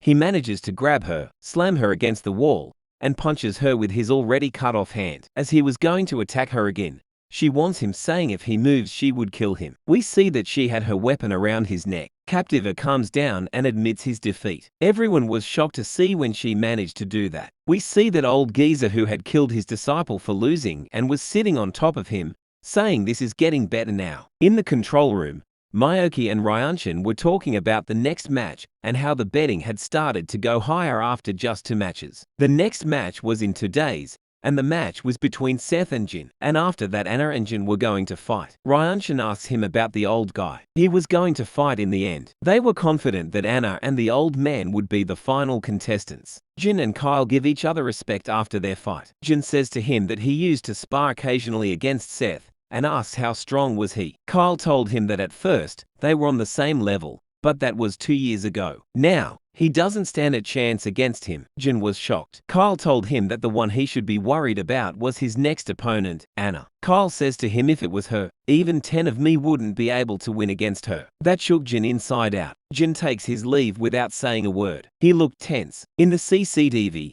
Kyle sees the old man coming to the control room. He hears a knock on the door. It was the old man. The old man says to him not to be frightened. Kyle asks him why he was there, to which he replies that he would like him to get rid of the dead body in his room. Kyle was stunned to hear that, and aside from that, he asks him to give him the addresses of the other contestant in an evil voice. Kyle shivers with fear in his presence and asks him why he wants to know that. He wasn't allowed to disclose information about the contestants. The old man gets angry and attacks Kyle. Kyle tries to block him and gets ready to fight, but he wasn't able to block his attack. He grabs his face and slams him against the wall. Kyle wasn't able to defend himself. The old man tells him that it had been a long time since he had the thirst for blood, and now he couldn't stop for 2 more days to kill someone. And he again asks him where the others were. Outside a hospital, Captiva and Hogia were coming out after their treatment. Hogia was complaining about the match when Captiva suddenly stops and turns back. He takes his weapon out and was ready to fight. Hogia was wondering why he was behaving like that when he sees the old man. Captiva warns Hages to be careful of him because this was not the stadium, and there were no rules outside to stop him. The old geezer acknowledges that Captiva was strong because he was able to sense his presence, and says in his evil voice that it was time for bloodshed. Hogia was confused as to why an old man was threatening them, but Captiva warns him from doing anything rash. He was knocked out during the old man's fight, so he didn't know how strong he was, and that he had killed his opponent. Captiva asks him why he was after them, even though they had lost their fight, to which he replies that they were the closest. Captiva knew there was no way to avoid fighting now, and he attacks him first. At the hotel where everyone was staying, Anna was meditating with Jin and Master Oscar was on guard. Seth comes there and told Oscar that he was there to meet his mom. Oscar says that he was on guard and they stare at each other, but Anna asks him to let him come in. He was here to ask her if that old man, Master Wang, was the one who killed his father. Anna was baffled to hear that. She about to say that Seth wasn't strong enough, but he cuts her off and says that was all he wanted to know, and now he knows his father's killer. He was getting up to leave when Anna says to him that he wouldn't be able to fight him because he wouldn't be able to win Jin. Seth stares at Jin in anger and leaves. Outside the hotel, Bob and June were talking about the fights, about how strong the opponents were when they see Master Wang there. They were afraid of him but still tried to stop him from entering. The old man was now sure that they were there. In an alley, we see a trail of blood, leading to Hogia and Captiva's dead bodies. June told Bob to go alert the others while he holds him off, but Bob disagrees and orders him to go instead. Wang says they all can have fun together and attacks them. They immediately take out their weapon and attack him as well, but he easily manages to dodge their attack and strike back. He attacks them again. Bob manages to avoid any critical hit, but he was injured. June tries to help Bob, but Wang grabs them by the neck and slams them onto the ground. They were not able to move their body at all while he was slowly stabbing his fingers into their neck. But someone attacks Wang, which he easily avoids. It was Akira. Wang was excited to see a girl who knows martial arts, and says it's been a while since he had tasted a woman's blood. He runs towards her to attack her while she was standing there scared, not being able to move her body. June screams at her to run away. Akira dodges a few of his attacks and was pushed back, as she was in no position to escape and Wang was about to kill her. Seth comes from her behind and jumps into the battle and attacks him head-on. Wang was surprised to someone attacking him head-on. Wang avoids his attack but didn't expect him to launch his next attack this quickly, but he avoids that also. Seth threatens to kill him. Now Wang was also interested in him seeing his brute force. Seth attacks him again, but this time Wang dodges his attack and strikes back. Seth receives the blow head-on, but he was nowhere near done yet, and threatens him again that he was gonna kill him. And now Wang was also excited. Seth strikes back and Wang was avoiding all his attacks. Wang grabs his hand and punches him directly in the face, but he didn't fall to the ground and glared at Wang. Seth grabs him by the collar and laughs at him. Wang remembers this wild fighting style. He sees the resemblance between him and his father. Seth headbutts him, making him unbalanced. Wang was now furious and wasn't planning to play around anymore and kill him. Seth's whole body shivers just with his bloodlust. Wand attacks him so incredibly fast that he couldn't even see his attack, let alone defend against it. But as he was about to kill Seth, someone attacked Wang, making him step back. Seth was surprised to see who it was. It was Oscar, who was with Anna. Anna steps forward to fight Wang when Seth stops him, saying he was the one who was going to kill him. Anna replies in anger that he just got killed by him. Seth was speechless. Wang was angry at her for interfering. He asks if Seth was the son of that guy. They looked alike. He further says that he took his heart with his hand, and he did so while he was alive. Seth and Anna were filled with rage now, and as they were about to attack Wang, someone else attacks him. It was Jin. Wang blocks the attack, but Jin manages to land a hit on him with his next attack. Everyone was shocked to see Jin attack him head-on. Wang was furious at him for attacking him and says how dare a child like him attack him. Jin introduces himself as the heir of the old martial arts and says that he would die there today. Two cops on the patrol find the two dead bodies of Hogia and Captiva. They immediately report it to the seniors and ask for backup. They follow the blood trail that led the cops to them. They order everyone to freeze at gunpoint. Anna says that was the end for today, but Wang has now become a bloodthirsty monster, and even the police can't stop him from killing them. He runs towards the cops to attack them, and before they could shoot, he throws a kunai at one of them and he instantly dies. The other cops screamed in fear, but he was silenced by Wang as well. He was now out of control. After killing them, he says that they should start again. Everyone was in a position to fight that mad demon. Seth comes out in front and orders them not to interfere because he was his to kill. Wang says that he doesn't mind if they attack him all at once. As he was about to attack Seth, he hears police sirens. He stops and told them to wait there for him, and that he would come back again. As he was retreating, Seth attacks him in anger, but he avoids his attack and disappears into the wilderness. All Seth could do was watch. His whole body was trembling with anger. The next day, the news of that old man murdering cops and two civilians was everywhere. Cops were looking for him everywhere. Due to all this, the matches also couldn't continue. Seth goes to see Joan. When he arrives there, he finds out that the crazy old man had killed Kyle also. Seth was in anger and asked Joan where he could find that old geezer. At the hotel, Akira comes to visit Anna and reports the situation to her. She told her that she dropped Seth at the stadium. Jin suggests to Anna that they should also go to the stadium, in case that man comes there. Seth wouldn't be able to fight him on his own. Anna asks Jin if he could defeat him, to which he replies that as her successor, he has never learned to lose. Anna asks him for a favor to protect Seth from that man, while she was going to go look for that man and deal with him on her own. Jin objects to this and asks her to let him come with her, but she says that she had to do that on her own. Seth asks Joan to look for that old man no matter how. Joan asks him what he was going to do when he found him and told him that the Japanese police were everywhere. Miyake and Ryunshin suggest why not they wait for the old man and continue the match. They told him that if they were to cancel the match now, they would lose a lot of money. Seth looks at them with scary eyes, and they get scared. They told him if they continue with the game,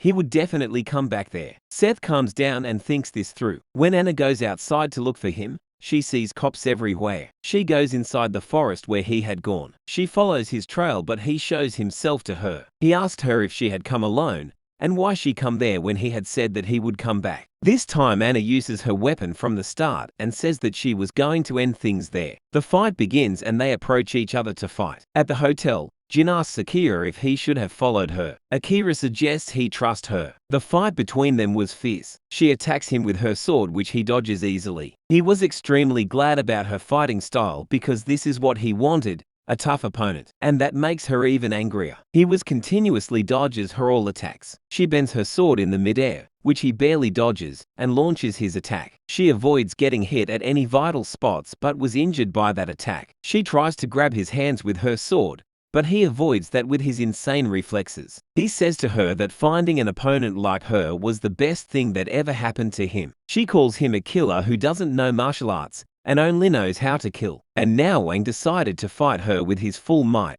and the fight begins again. Akira and Jin arrive at the stadium. She asks Jin where Seth was. She was shocked to see him in the stadium and says how could he think of continuing the match in a situation like this. Jin was also leaving for the stadium. Akira was worried and asks Jin if it really was the right choice. Jin assures her saying she doesn't have to worry about anything. He would take care of everything. He enters the arena and says to Seth that he was very stubborn and never changes. Seth told him that he had no grudge against him. He was there just because he had to be. Jin tells him that his master had asked him to look after him. Seth was confused and asks him where his mom was, to which he responds that she was looking for the crazy old man. Seth was shocked and angry and was going to go after her, but Jin stops him and says that he would be only in the way with his strength right now. Seth gets angry and was about to attack him, but Jin was one step ahead of him and strikes him first. Seth barely dodges the attack. Jin says that he had promised her to protect him, even if that means taking him down. Now Seth was pissed and told him to come at him, and the fight we all have been eagerly waiting for begins. Sophie's dad also comes to Japan. He meets with the Japanese police department's officer. He shows him the fight happening between Jin and Seth. They had located the stadium where the match was going on and surrounded that stadium, waiting for that old man to show up. The fight between them was unreal.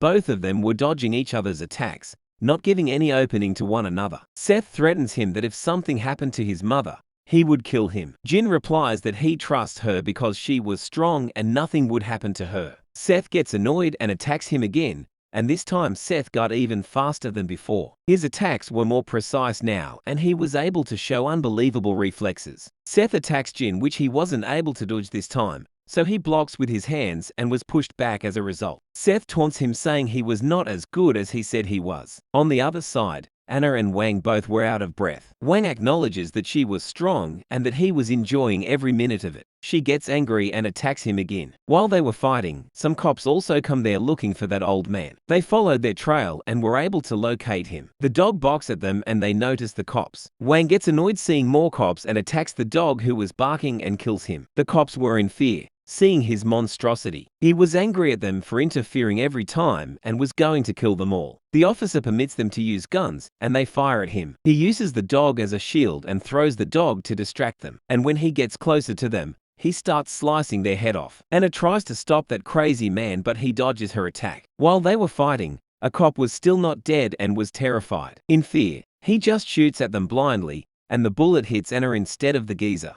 Wang gets angry and kills that cop for ruining his fun. He was not interested in fighting her anymore. Even though she was in no position to fight, she still demands to fight. He says that he was not going to fight her for now, but he would give her a reason to make her kill him even more. He threatens that he would kill her son and her successor so that she had enough motivation to fight him. The officers arrive at the stadium where the fight was still going on. He asks the Japanese officer if he was sure that the killer would come there. He replies that he had got a tip from headquarters. It was Oscar who gave them this information. The cops were everywhere, disguised as civilians, ready to capture the old man the moment he shows up. In an alley where a cop who was disguised, a figure appears behind him and attacks him. It was Wang who killed him, not giving him any chance to alert the others. Inside the stadium, the match between them was still going on. Jin just wanted to stall, so he was just avoiding his attacks. Seth gets annoyed and yells at him not to avoid his attacks and fight back. Suddenly, all the lights at the stadium turned off. Seth was yelling at them for turning the lights off, and then he sees something and was stunned. It was that crazy demon himself. He lands between them and asks them if they were looking for him. Seth was full of rage and Jin was scared to death thinking he killed Anna. Seth asks him what he did with his mother, to which he replies, "What do you think?" Seth gets furious on another level and attacks him like a wild animal. Jin wants him to watch out for his attack, but it was already too late. His hands manage to reach his neck,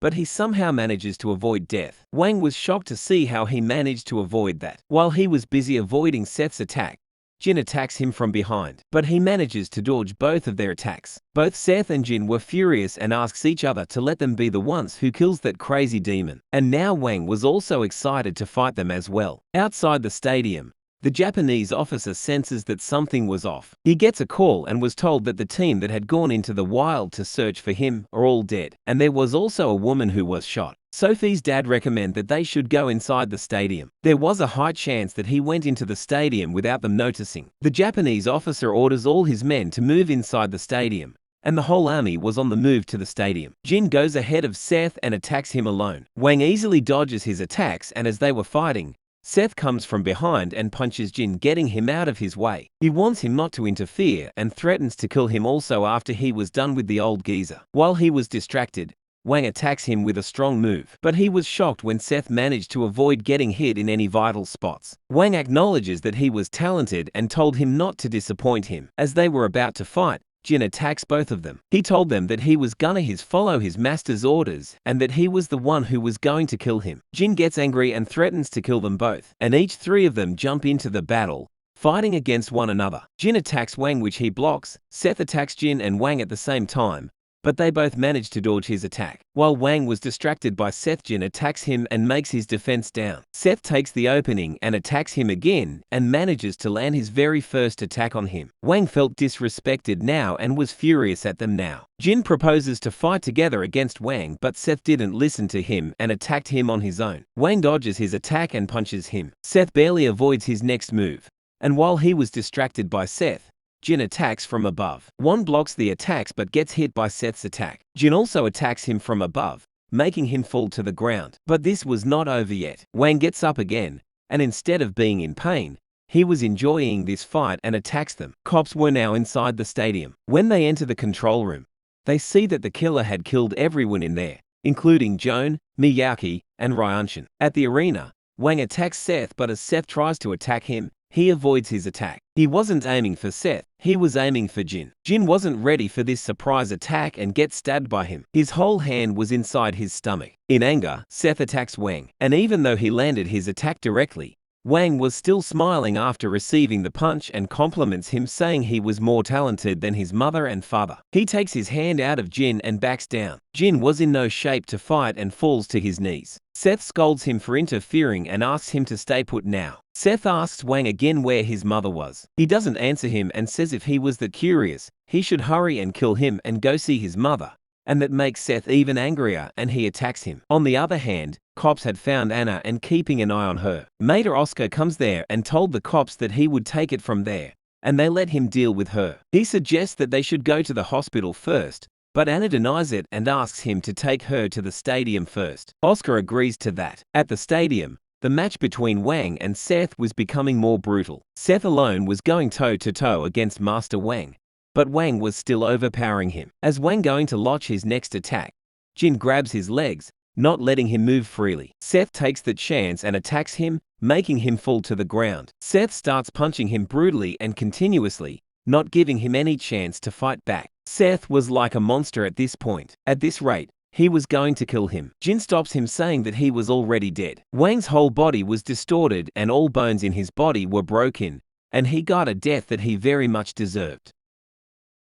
The story continues. The cops were on their way to the arena. The whole hall was filled with core. The special officer grants them permission to shoot the old man if he resists, And all this was happening while the fight was still going on. After Jin stops Seth from beating him anymore because he was already dead, he suggests they go look for his mother. But Seth was not done yet. He was still not satisfied. He starts beating the old geezer's dead body brutally. Wang coughs blood from his mouth and somehow was still alive. He asks if he was unconscious, to which Jin replies that he was not unconscious, he was dead. Seth grabs Wang by the neck and was looking as if he was possessed by a demon, and says that he was not done with him yet.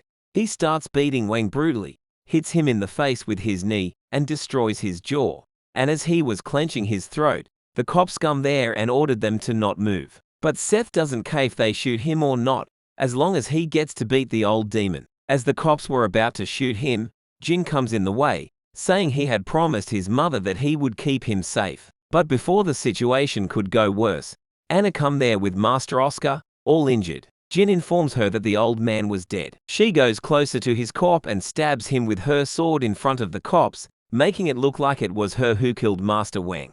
She did this to save Seth from getting arrested. The cops arrest Anna and that makes Seth angry at them, but Anna orders him to be calm. The cops arrest everyone there. As they were taking them out of the arena, Sophie's dad comes there. Anna asks him to take care of the kids. All he could do was stand there and watch. At the Japanese police department, Sophie's dad asks the Japanese officer to let him handle the situation. But he couldn't just give him the criminals as his 12 cops died that day, and the one who killed those cops, the old geezer, was also dead. So someone had to take a fall or the Japanese police would look stupid. Jake also comes to Japan and goes to see June and Rodney, who were admitted to the hospital. The same goes for Akira as well. He scolds them for not stopping Seth and helping him come to Japan illegally.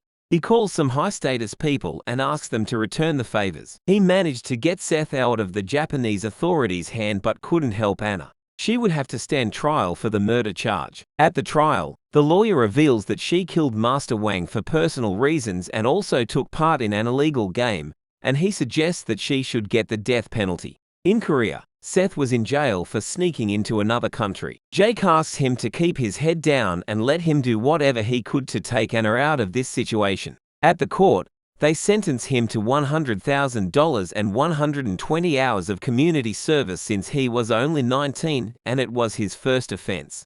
As the judge was about to declare his decision, Seth confesses that it was he who killed that old man. Anna gets out of the prison, and seeing their faces, she assesses the situation. She was cleared of the murder charge, but Seth was sentenced to 7 years imprisonment. At the young in high school, it was the graduation ceremony. Sophie, Victor, and Brock were graduate now. Victor asks Brock what he was going to do now, to which he replies that he was going to take some time off from the matches and focus on something else that he had in mind. At the Sunshine, Jake was informing everyone about the situation. The Triad was blaming the Sunshine Group for Jin's death, and the Yakuzas were on the move as well. As Seth was not there for the time being, Anna steps in herself and becomes the boss of the Sunshine. Jin goes back to the mountains for his training. Akira also comes there and she was not alone. Jin was shocked to see Brock with her. Brock was there to learn his fighting style and asks him if that place would make him stronger. Jin smirks and replies saying of course. At the prison, the new prisoners had arrived, including Seth. The guards there see how young he was and wish him luck on getting ripped apart in there.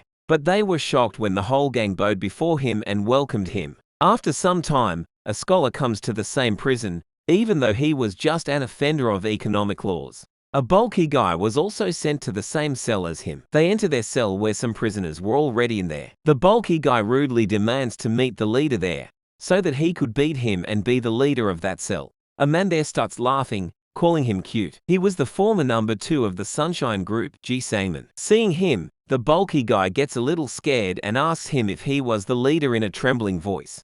But then he sees Seth and looks down on him because he was so young. But Seth doesn't care about that guy and moves him out of the way with just one hand. He goes to the professor and asks him to teach him, as he wants to go to college when he gets out of there. Now we see an official match of Brock, who to this day was undefeated, at least in official matches.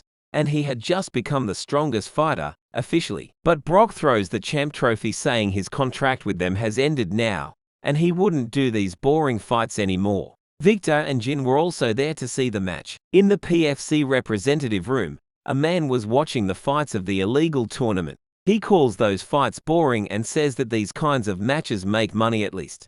At the prison, we see the professor teaching him while he was doing exercises.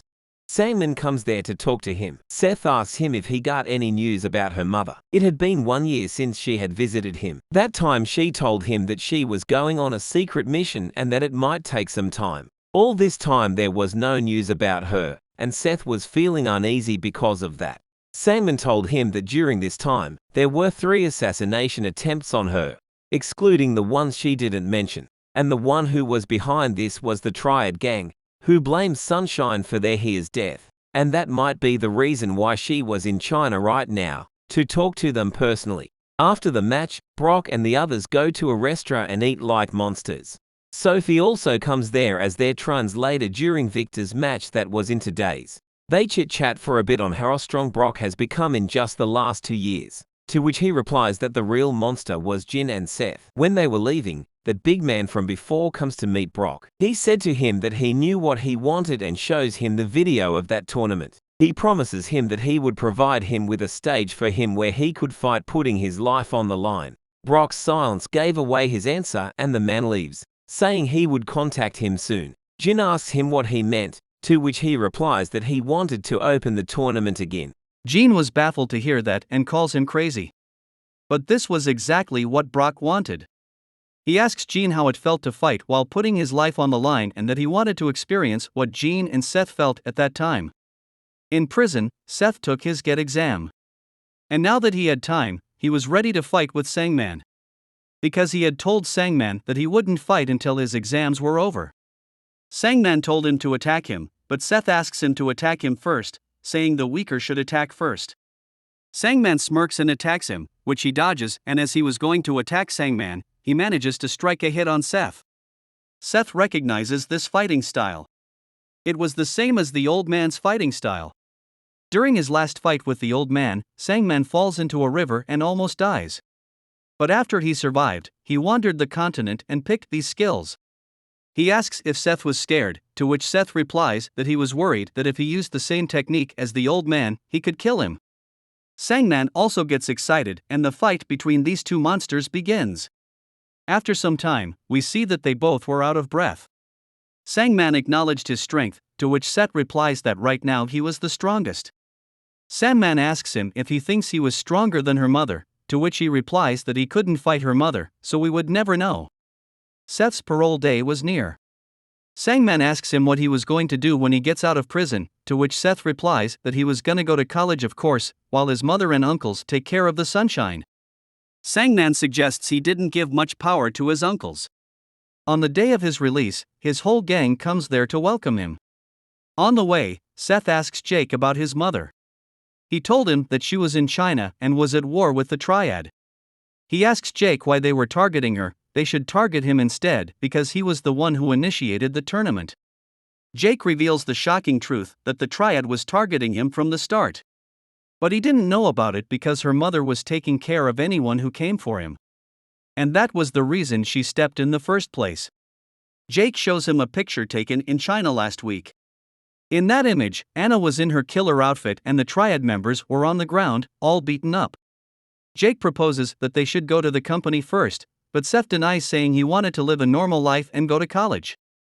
He comes to his old house and Rod followed him there as well, even though he had ordered him not to. In Japan, a samurai receives a letter from that big guy who was trying to start the game again. This man was named Sasaki Shinto. He slices the letter into pieces in just the blink of an eye. The invitation goes to Jean Sakman of France and a man at the Iraq troop base.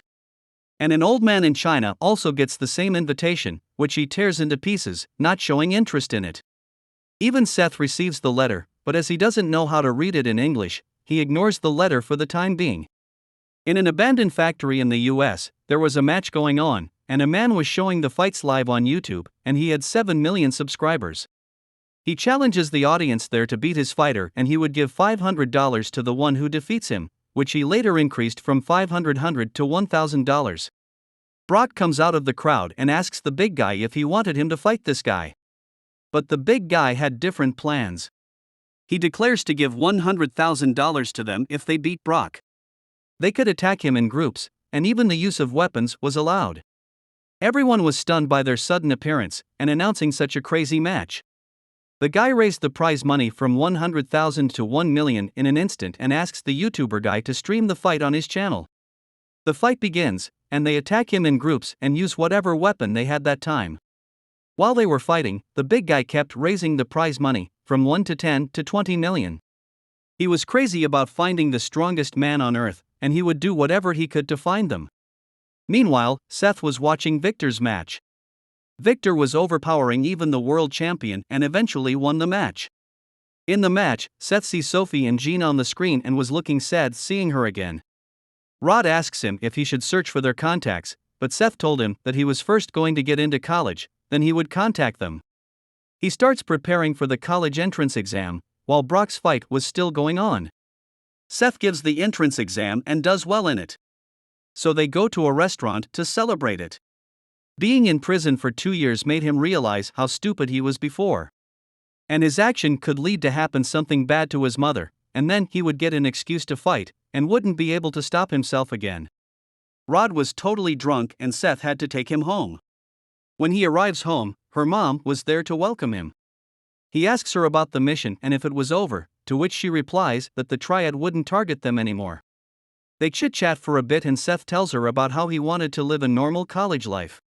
The next day, after giving mission details to Jake, Jake shows her the invitation that was sent by the big guy.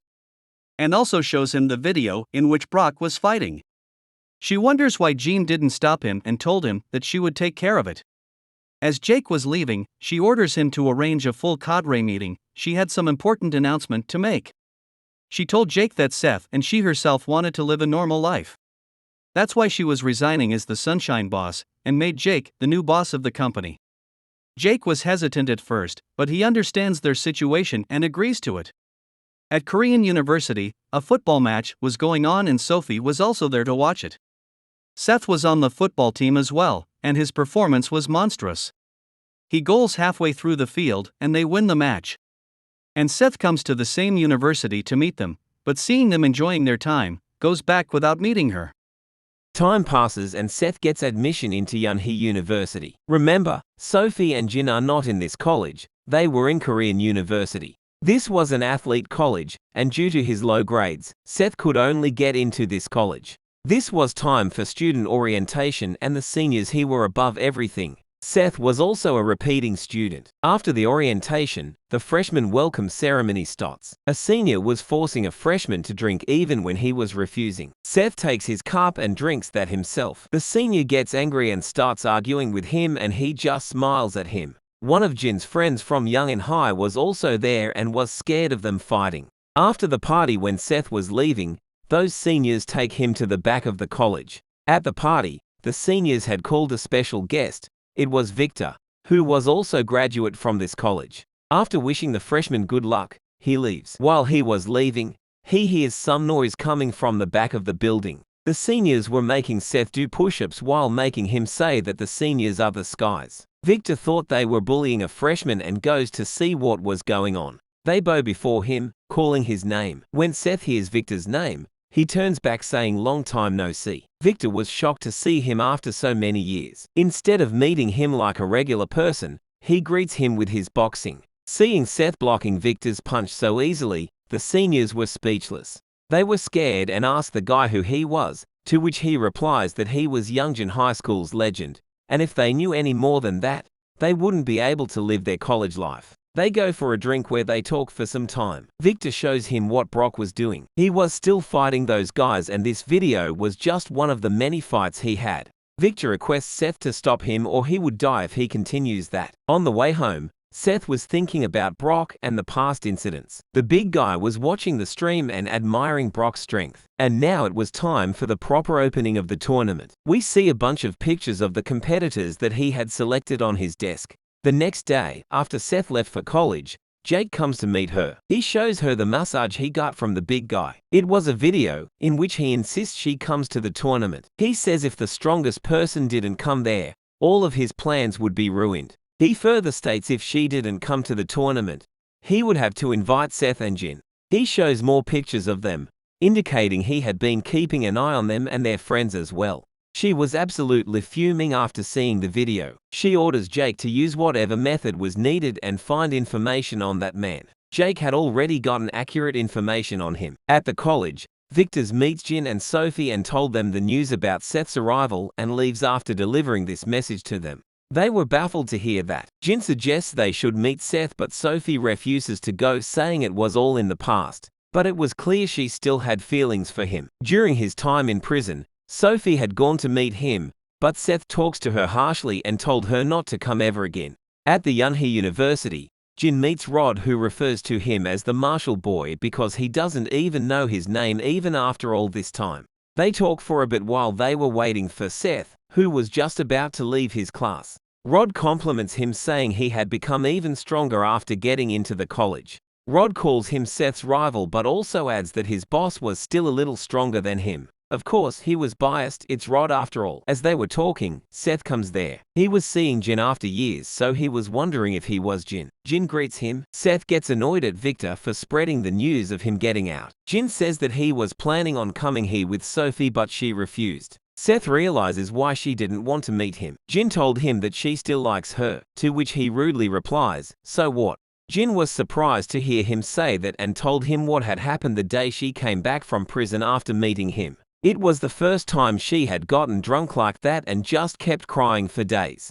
Seth told him not to meddle in their matter. Jin calls him a coward and the atmosphere there completely changes. But Seth doesn't stretch this conversation and leaves after saying that it doesn't matter now. Jin asks him if he was really serious and that he doesn't care. Seth leaves without saying anything, and after meeting for the first time in many years, that was how their first interaction was, intense. When Seth arrives home, he finds the letter that was written by his mom, and she was telling him about his new business, which could take some time. At the Incheon airport, Anna was going to meet the big guy. She was learning about his identity and was extremely furious at him. At home, Seth couldn't stop thinking about his past, the times he had spent with Sophie when they were kids. He was feeling guilty for hurting her like that. He couldn't sleep and started running in the middle of the night. He comes to the Young in high school where he met everyone, and where everything started. He reminisced about the past, his times with Sophie, his fights with Brock and Victor, and all the incidents that took place there, which started to flood his mind. While he was reminiscing about the past, he notices a car following him, and a man inside that car was taking pictures of him. Seth starts running again and the car follows him. Seth disappears in the dark and jumps onto the car suddenly. As the man tries to escape, Seth broke his window and sees that he was a foreigner. The guy says that he was only doing what he was told to do. Seth took his camera and sees all the pictures of him and his friends. Understandably, Seth gets angry and starts beating him. Rod looks at all the images and deducts that the guy had been chasing him for at least half a year. Seth orders Rod to call his uncle immediately. In New York, Anna goes inside a tall building, and the bodyguards there stop her from entering. But when she shows them the invitation letter, they recognize who she was and inform the big guy, indicating that they were expecting her. The whole building goes into lockdown mode, and they told her to go to the 88th floor where the boss was waiting for her. She looked furious. At the Sunshine Group, Akira was interrogating the foreigner for information on the one who ordered him. After some time, he reveals that the client's name was Jack Tyrone, the PFC president, the big guy. Jake had initially thought that it was Triad who hired him, but if it was Jack Tyrone, then they wouldn't have to worry about him, because Anna was already meeting him today. Seth was angry at Jake for telling him that now. Seth says that once again because of him, his mother was in danger, and he threatens Jake that if something happened to his mother, he would kill him. He told the foreigner to contact Jack Tyrone and deliver the message that if he touches even the strand of hair of his people, he would break every bone in his body and kill him. When Anna arrives at the 88th floor, she sees that the whole floor was empty and there was just a big screen, through which Jack was talking to her. He told her how hard he had to work to make her come there, and he shows all the pictures he had taken of them for the last half a year. She obviously gets angrier. He wanted to see if she was still as strong as she was back then, and brings out a mad killer to fight her. Jack offers him freedom if he manages to defeat her. She wasn't looking interested in him, and as that killer attacks her, she gives him a punch to his chin so fast and hard that he falls to the ground, unconscious. She told him to bring more useful guys if he wants to test her strength. But this was only the beginning, as he brings out more killers there and releases everyone all at once. She attacks them with her needles, and with just one attack everyone was on the ground, and she takes care of every one of them in just one go. She says that she would fight however much he wants, but she threatens to kill him the moment she gets her hands on him. But Jack was not done yet. He releases some kind of gas in that room, and Brock was also there watching all this. He asks Jack when would he get that chance to really fight, to which he replies that the time was not far away when the biggest tournament on Earth begins. And we see that they were not even in that building, but in a yacht, in the middle of the ocean. Seth learns more about Jack and was wondering why Brock was following that guy. At Korea University, Jin and Sophie were spending time together when Akira comes there. Sophie also remembers Akira from back in high school, and she was surprised to see her like that after so many years. Akira told him that Seth was asking to meet him. Hearing his name, Sophie starts feeling down. Jin asks if it was urgent because he had plans to go somewhere with Sophie. The fact that Akira herself came to take him alone means it was urgent. Outside Seth's house, Rod and Akira were wondering if they would fight. Akira was worried about them because this mission seemed dangerous. While she was worried, Rod was excited to see what would happen, because in their line of work wishing things to be peaceful was asking too much. In the house, Seth and Jake show Jin all the images taken of them. Jin was completely shocked as he had no idea he was being followed by someone for the past six months.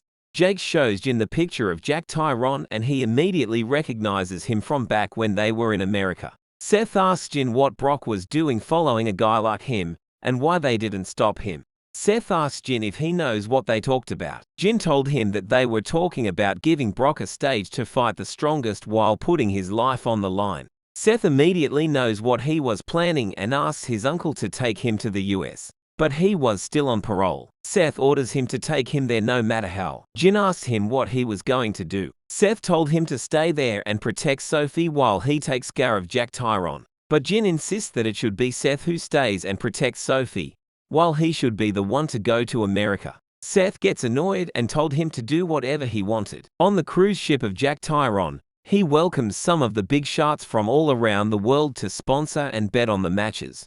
These are the guys on the screens. Some of them were just excited to see fight strongest humans on Earth, and some of them saw a great business opportunity. But before Jack explains further, the guy in the white coat asks if his bodyguard could participate too. And the others also demand to let their men enter the tournament and they would bet millions on the matches.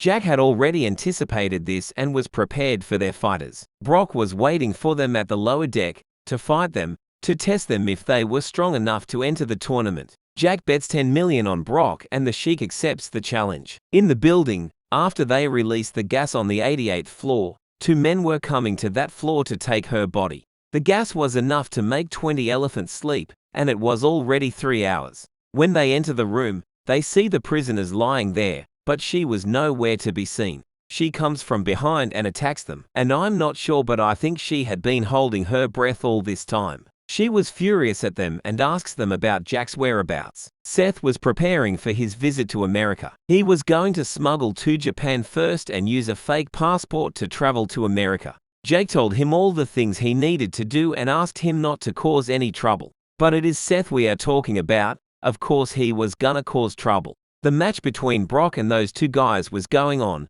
He had already subdued one of them and now he was beating the other person and soon he defeats him as well. But the one who was already subdued had still something hidden up his sleeves. He attacks him from behind using a cheap trick. They were killers after all, that's how they fight. But that was still not enough to kill Brock. And now it was Brock's turn and with his next strong punch, he subdues him this time for real. Jack asks if there was anyone else who wanted to challenge him, but no one was stupid enough to challenge him, putting his life on the line in a fight. This is what Brock wanted, and now he was enjoying it. Jin meets Sophie to tell him that he was going to America to bring Brock back, not telling her the full details. Sophie knew that he was hiding something and insisted to go with him as a translator, and obviously that freaked Jin out, and he immediately denies it. She was worried that something like last time would happen, but Jin assures her saying he was the strongest, and there was no one in the world who could defeat him now. While on their way, Rod also insists on going with him, which Seth declines. Even though he was going to a dangerous place which also included his mom's safety, Seth was much calmer and more mature, unlike when he was young. or it was just the silence before the storm. Seth travels to Japan by boat, while Jin meets Rod on his way to the airport, who travels with Jin to America when Seth had refused to come with him. Sophie's dad was reading the news related to Brock when Sophie comes there and asks him permission to go to America to act as Victor's translator. His dad agrees but decided to go with her because he knows something was going on with her. On the cruise ship, Brock asks Jack when he would get to fight for real because these fights were boring for him. Jack gives him the $10 million he had won from the previous fight, but Brock didn't care about the money. As Jack was telling him that the big event would start soon, he gets a call, and the person on the other side of the phone asks him where he was. Jack recognizes the voice and was shocked. We see that Anna had already beaten all of his goons and now was threatening to fight and kill him. Jack asks Brock if he could beat that woman. Brock was stunned as he had seen the training sessions between Jin and her and knows how freakingly strong was she. But even after knowing that, he accepts the fight, saying he was fighting to win. Somewhere in Russia, a man named Igor, who was as big as a giant, was watching Brock's fight. Jack was using his fights to challenge other strong opponents around the world. Igor's strength was monstrous. In China, the vice chairman of the Mando group comes to meet the old Chinese guy, Elder Chen. The vice chairman was the same guy who fought with Seth on Jeju Island, which is not in Japan. He to request Elder Chen to take revenge on their behalf on the women who disgraced his group. He was talking about Anna, but this wasn't enough to move him, so he told him how she killed even Maida Wang of the Dark Society. Hearing this made him consider the offer, as he was itching to fight a strong opponent like Anna as well, who even defeated a demon like Master Wang. Jin and Rod arrive at the same abandoned building where Brock was fighting before. The same YouTube guy was there with his goons. They start insulting them and acting rudely toward them. Rod comes up to the guy and punches him so hard that his body leaves the ground. Rod says that he would take care of the small fries when a guy takes out his gun and points it at Rod. It seemed like Rod was going to attack him, but he surrenders instead after seeing the gun. Jin comes forward and kicks the gun so fast that they couldn't even react, and he slams him onto the ground. Jin asks the YouTube guy about Jack's address. A few moments later, after beating all his goons, Jin asks him again, but he didn't know as he was just streaming the fights. And the next big fight was in 10 days from now, and Jin was ready for that day. Seth also arrived at the same building in which his mom was earlier. But due to the hair fight, there was tight security, so they find another way to find Jack. They planned on chasing the guy who was Jack's biggest partner in all this, GD Motors chairman Ryan Busk. But he was in Detroit, so they had to take a flight. At a hotel, Rod was wondering if he came here for nothing, as the guys he walk around with guns. But Jin encourages him. When Seth arrives at GD Motors Company's building, the guard there stops them and asks if they had a reservation. And because of that, they had to turn the car around. Akira told him that if they were quick, they could get a reservation in 2 days. But Seth was thinking of forcing his way into the building. Akira comes in his way to stop him from doing anything reckless and promises him that she would find a better way. As they were discussing, the chairman was going somewhere in his car and Seth decided to follow him. Jack calls Ryan to ask how the preparation was going. Ryan was a massive martial arts enthusiast. That's why he was sponsoring the tournament. When he notices that he was being followed, he was curious to see who it was. His bodyguard told him that it was dangerous, to which he replies that he was the king of Detroit, and that his car would be fine even if a missile was shot at it. Akira introduces herself and Seth and told him about their company, but he hadn't even heard of Sunshine Groups before and wasn't interested in talking.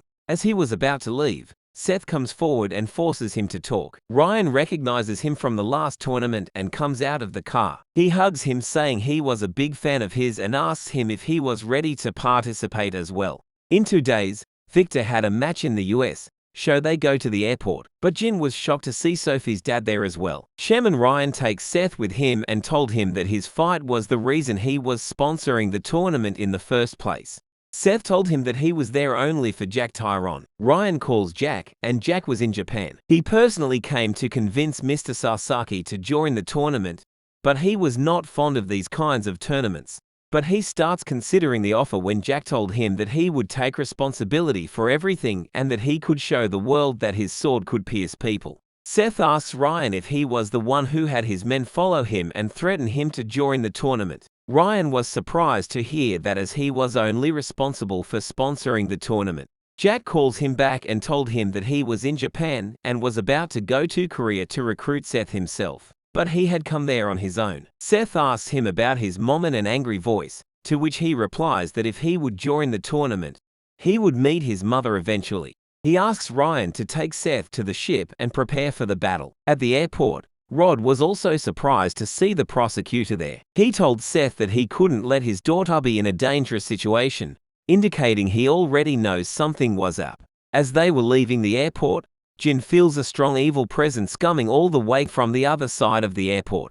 The old man also acknowledges Jin's presence and was curious to find out about Jin and fight him. A boat comes to that ship, and on that boat was Anna. The ship was looking gloomy and no one could be seen on the ship. She sees a secret door which was already opened and goes inside. When she goes deeper, she finds Brock training there. She asks him where Jack was, but notices Brock wearing a mask, indicating he was up to something. She asks him what he was trying to do, to which he replies that he just wanted to fight. He was not confident that he could beat her as he was now, so he uses a cheap trick to weaken her. The gas starts spreading throughout the area, and before the gas could reach her, she attacks Brock at an insane speed. But she was shocked when Brock managed to avoid her attack. Now she gets serious, and the insane fight between the two monsters begins.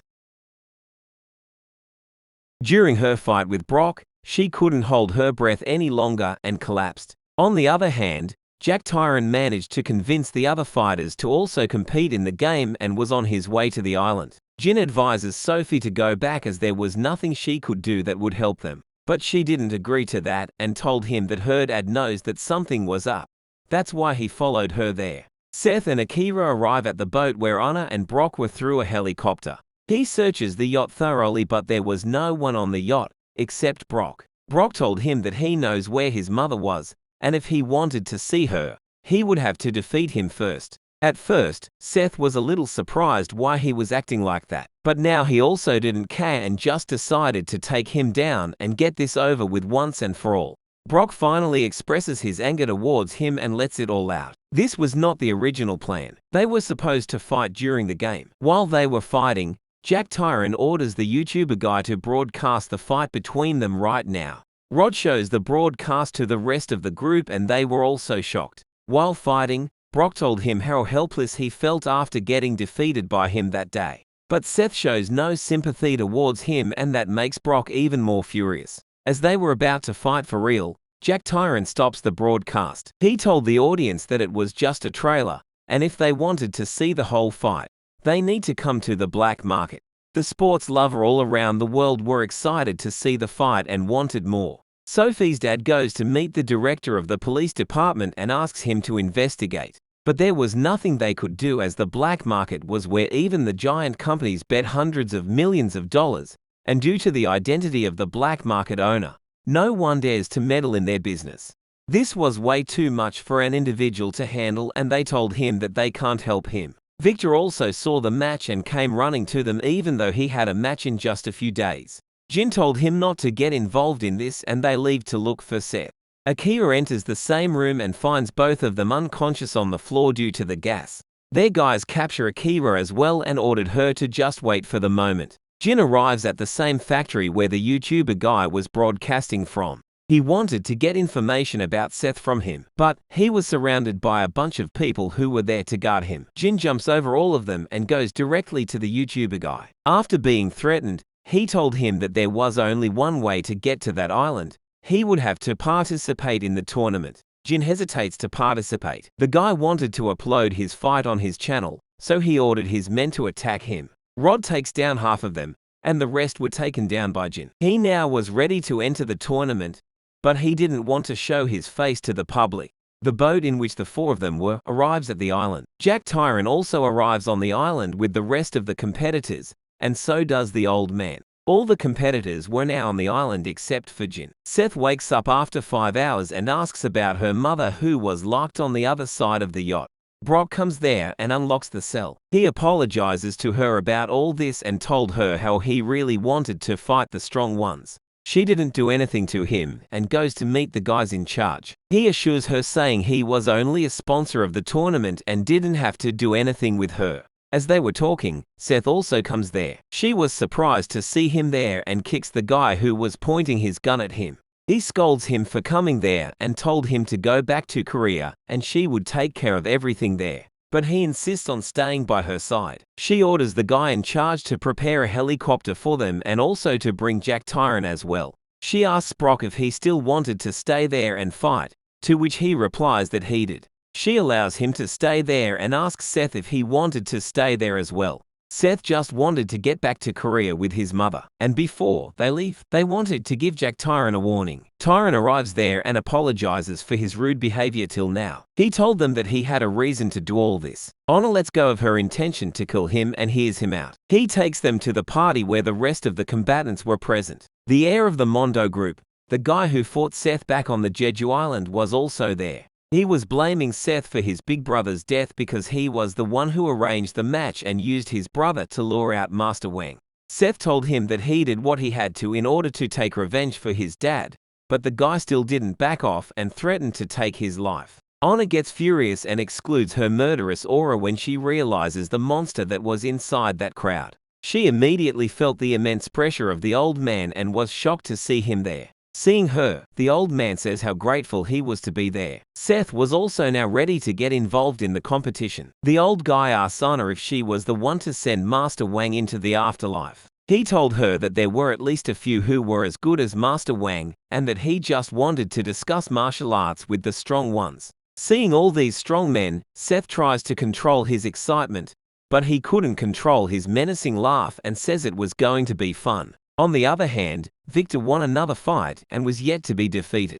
After the match, the YouTuber guy told Jin that the tournament had stopped taking in the players and if he wanted to participate, he had no other choice but to upload one of his fights, so that Jack Tyrant could notice him. He was hesitant to do something like that, so Rod agrees to fight in the video instead. On the island, Honor asks Seth if he was really planning to participate and warns him about the old. But Seth was very excited to fight again after all this time for Aol. In the meeting room, Tyrant told them about the matches, how the fights would go on even if the player was on the verge of death, and they wouldn't get into trouble because the island didn't belong to any country and doesn't even exist on the map.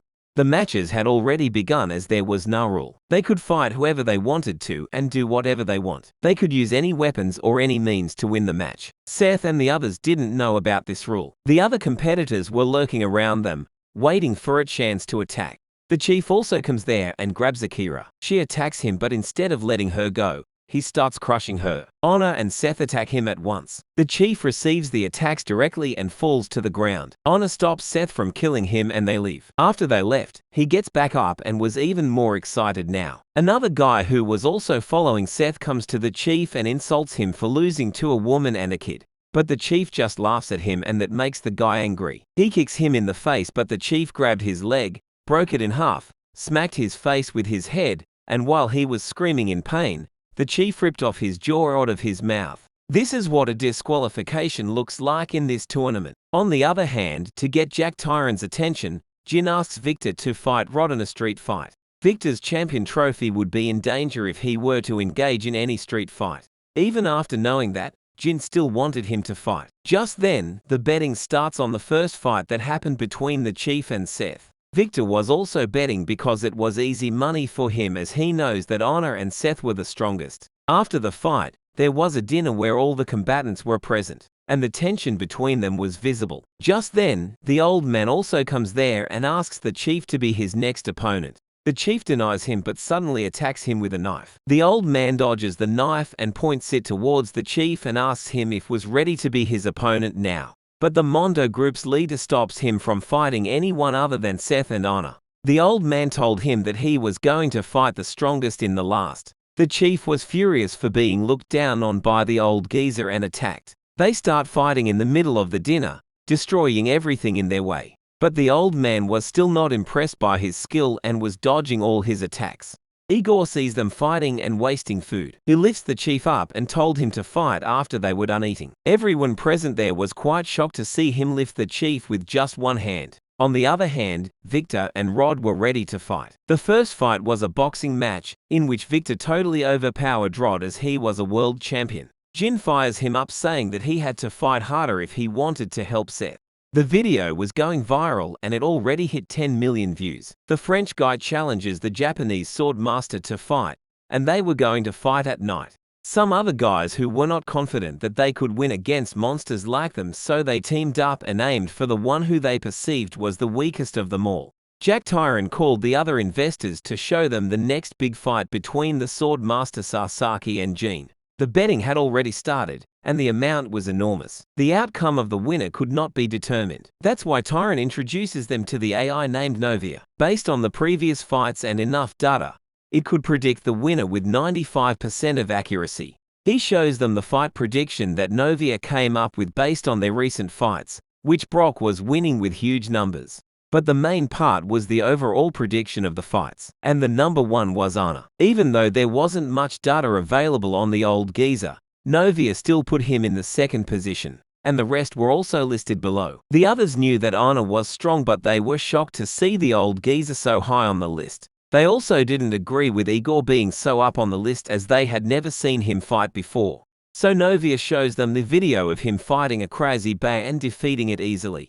They ask him if he had such a video regarding the old geezer. He shows them his fight, and the one he was fighting was none other than the crazy demon who had almost killed Anna. And even though he fought Master Wang, one of the strongest beings, he still defeated him and emerged victorious. That explains why he was put so high on the list. As the fight between Sasaki and Jin was about to start, the old geezer stops them from fighting as he didn't want them to get injured, so that he could fight them at their full potential. Jin looks down on him, but Sasaki knows his true strength and yields. Jin didn't want to fight the old man, so the old man shows him his murderous intent to motivate him. Jin got scared and backed down, but his pride wouldn't allow him to be afraid of an old man, and he attacks again. The old man dodges all his attacks, but he had to take out his weapons as well, as Jin was not an easy opponent. The old geezer compares him to Master Wang when he was young. On the other hand, Jack Tyron was not happy with their fight because the old man wasn't putting his life on the line. He was just having fun with them. Now we know the real goal of why he was doing all this. He wanted to find out the strongest and fight them himself. Based on the previous data, Novia had placed him even above the old man and Anna. But he had never fought putting his life on the line like they do, and he wanted to experience true strength. Seth and Brock also come across each other, and Seth challenges him to a fight, to which Brock realizes that he was his target from the start. That's why he did all this. But before they could fight, another guy challenged Brock, and Seth also goes to look for the chief, who was about to fight Igor. The chief was furious at him for humiliating him during the dinner and was planning on killing him. But before he could fight Igor, Seth comes there and starts beating him. Seth disrespects him, and that makes the chief even more furious. They approach each other to fight, but Igor comes in their way and stops them. In this tournament, every time you defeat someone, you get $300,000. Igor was poor and needed that money. That's why he wanted to defeat the chief first. The chief felt that they were looking down on him. He attacks Igor, and Seth jumps over Igor to kick him in the face. Even after getting hit, the chief continues to laugh like a menace. On the other hand, Brock and the bodyguard were on their way to the rooftop for their fight, but when they arrived there was already a fight going on. Jin was heavily injured while the old man wasn't even out of his breath. Seeing his condition, the old man suggests they consider the match draw, but Jin wasn't having it and attacked him again. The old man barely spares his life and told him not to feel this frustrated, as it was not about skills, it was about the experience. After their fight is done, the old man challenges Sasaki, but he told him that he wanted to fight him at his full strength. The old man sees Brock and the bodyguard and thinks it was not a bad idea to rest and watch for a bit. Before the match between them begins, the bodyguard warns him in advance that he had weapons. The betting ends and everyone had placed their bets. The bodyguard provokes Brock into attacking him first. Brock knows what he was trying to do, but he still attacks him. Just then, we see that Anna comes there, and as they were about to fight, she meddles in and attacks Brock. She told him if he had attacked him, he would have lost a leg. She gives him Sutu, a gloves-type weapon. No matter what he had done, he was still her disciple like Jin. The old man told her not to be so tense around him as he sincerely just wanted to see what her master taught her. On another place, Seth was overpowering the chief, but when he doesn't stay down and tried to attack Seth, Seth decided that he needed to get serious. But before that, Igor grabs him from behind and locks him in a body hold. He choked him until the chief passed out. He did that because he could see that Seth would kill him the next time they fight. There was another fight between the group that teamed and the guard named Sancho. He knew they were following him from the start. This makes them furious and they attack him all at once, only to get destroyed by him in just a few minutes. One of them tries to run away but wasn't able to go far and was defeated brutally. As Victor was going back to Korea, Sophie's father comes to him and asks him where she was. Victor decided to stay back and look for her. Jin and the others were still waiting for Tyrant's call, but Jin was getting impatient now. They were watching the fights when Sophie comes there and insists on going with them to the island. She thinks she can talk both of them out of it, but then she sees their fights and realizes they were already too deep. They were planning on how they could get to that unknown island when Rod gets a call from someone. It was none other than Seth's uncle Peter, who was also in America. When he couldn't get in contact with Jack Tyrant, he tapped into his connections and located where the tournament was going on. He asks Ginty and Rod to come along as he knows it wouldn't be easy to get out of there. On the way, Victor also tags along with them. On the island, Igor was strangling Seth and Brock was also on the ground. Igor told him to give up as he desperately needed money for the children. But knowing Seth's personality, he doesn't give up and kicks him in the face.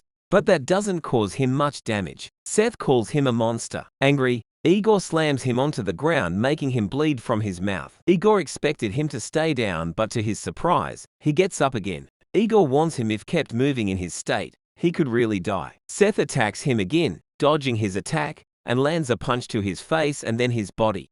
Seth doesn't fall for his same technique for the second time and manages to land many consecutive punches in just a few moments. But even after this, Igor was standing there, unscathed. He truly was a monster. Igor told him that he didn't have any animosity towards him, he was just after the prize money. On the rooftop, Brock was down on the ground all injured, but the one who lost was not him. The old man recognizes Brock's talent and predicts that in a few years, there will be no one strong enough to defeat him. Honor delays his match with the old man and so does Sasaki. They decided to come back tomorrow in the same spot. Jin and the others were also on their way to the island. Meanwhile, the fight between Igor and Seth was still going on. They both were going toe-to-toe against each other, but Igor was overpowering him. Igor ends a serious strike on Seth. Akira tries to intervene but Anna stops her, saying both of them were not using their full power yet. Igor was getting furious now and threatened to kill him for real if keeps this up. But instead of backing off, Seth was getting even more excited to know a person like him existed in this world. Seth attacks him again. On the other hand, Tyrant is watching all this and the betting numbers were flooding. His friends asked him if Igor was going to win because Novia predicted that. But Tyrant told him that the fight that Novia took into account was Seth 4 years ago. And at that time, he was only 18. The guy was shocked to hear that. Igor manages to get his hands on his leg and was about to break it when Seth targets his eyes without hesitation. He was ready to exchange his leg for his eye. They were impressed by how he was putting his life on the line. Just then, they found out about the unidentified plane that landed on the island. Due to that, the match was interrupted. Seth tries to retaliate but Honor orders him to stay put. Igor also manages to calm down. Tyrant searches their faces with the help of Novia. He finds out Victor was a boxing champion, but what he was most excited about was Jin. He couldn't believe what he had just found. After Brock wakes up, he was surprised to see Victor and Jin. Honor prepares to leave tomorrow but Seth asks her to let him fight for one more day as he is dying to fight after all this time. Honor allows him to stay for one more day. On the other hand, the chief had managed to get his hands on a radio and ordered his men in Africa to come there and kill everyone. Jindy also meets with Seth and says to him how he always puts others around him in danger. To which he replies that he was the same and he was also dying to fight. Jack Tyrant was training in augmented reality. He first fights with Brock but easily destroys him. After he was bored with him, he fights with Igor, and the results were still the same. He destroyed Igor as well, but he wonders if it was going to be the same in real life as well. Igor was thinking about his past, about why he needed the money. He realizes that Seth was strong and he should fight someone else first. Just then, he hears a knock on his door. It was the chief on the other side of the door who was he to kill him. The heir of the Modo group confronts the old man about not taking revenge for his brother. The old man told him that he was there to just test his skill and shows him his place. Honor asked Jin if he also wanted to fight as Seth said. She told him that he didn't need to constrain himself. He was the heir of the Mamoon dojo. He needed to prove his strength to the other dojos anyway. Tyron called a meeting to discuss all of this that was going on. He arrested the chief. He told them about Seth leaving in the evening and he wanted to fight anyone before that. The Mexican mafia recommends his bodyguard Sancho, but Novia predicts that his chance of winning was less than 10%. But he still bets 30 million on him. While Seth was waiting for an opponent, someone like Igor, Sancho challenges him. But Seth wasn't interested in fighting him and ignores him. But the guy attacks Seth with his whip, which Seth manages to escape, and was laughing at him for choosing him as his opponent. On the rooftop, Anna represents Jin as his successor to the elder and asks him to fight Jin instead. The old man was also excited to fight him, but before that, there was someone else that he needed to fight first. It was Sasuke, the swordmaster. On the other hand, the fight between Seth and Sancho was still going on. Sancho was doing his best, but he was getting overwhelmed by Seth from the very start. Seth calls him weak and it wasn't much after that Sancho lost. After defeating him, Seth demands them to send the next player. On the rooftop, Sasaki told the old man how he has been training his sword for 40 years, but never in his entire life did he use that sword to cut someone. That's why he couldn't give up this opportunity to a kid. Honor also tells him that the one he was calling kid has been fighting while putting his life on the line, and that he couldn't even cut the hem of his clothes. Jin challenges Sasaki, and the old man was also okay with this. Sasaki warns him that he could lose his life, to which Jin replies that he always puts his life on the line while fighting, and it was not like he was the only one who would be putting his life on the line. Honor gets rid of the drones so there wouldn't be any record of their fight if one of them were to die there. And that's how the fight begins, and they both charge towards each other to fight. On the other hand, the chief was kept captive with tight security. Igor was fighting the other combatants of the tournament and they were to match for him. After he was done with that guy, the one who challenges Igor next was none other than Jack Tyron himself. But Igor refuses to fight him, so Jack Tyron told him about the war crimes he had done during the rebellion, and how he was making amends by taking care of orphans. He offers him $10 million if he beats him, and $350,000 if he loses. Igor asks him if he was allowed to kill him as well, and the answer was obvious. Igor attacks Jack Tyron with the intention of killing him. On the rooftop, Brock also arrives there and was shocked to see the intense fight between both of them. Honor told him that they were leaving that evening, Brock to look for another opponent. Outside, he sees Jack Tyron and Igor fighting, and this fight was on another level as well. Even after coming this far, Brock yet again gets hit by reality. However, even after all the training and fights he had fought, he was still inferior to those guys. The gap between them seemed to just kept getting wider and wider no matter how hard he tries to catch up. He couldn't take it anymore. He sees Seth fighting and beating the hell out of his opponent. He continuously punches the guy until he collapses onto the ground. After he was done with that guy, he asks for another opponent when he sees Brock. Seth was the reason Brock had been going through all this, and he had been waiting for this moment for a very long time now. Seth calls him unlucky for challenging him at a time like this when he was dying to fight. Seth attacks him without any BS and with insane speed. Brock also takes his stance and blocks his attack easily. Seth was shocked and realizes that he was not fighting like a wild beast anymore. He was using the same fighting techniques Jin and his mother uses. Seth asks him if he has been training with Jin all this time, to which he replies that he had been training to death all this time. He would be very disappointed if this was all he got.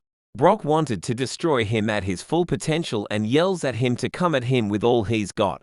The betting had just crossed 2 billion in total amount and just kept getting higher and higher, especially after Seth and Brock started fighting. After the elder told the heir of the Mondo group that he had no intention of helping him, he asked his men to kidnap Sophie and they were already on this plan. Seeing all this chaos, Rod was happy. Akira asks him if was not worried about them, to which he replies that they were bonding as rivals. Rod also had a rival.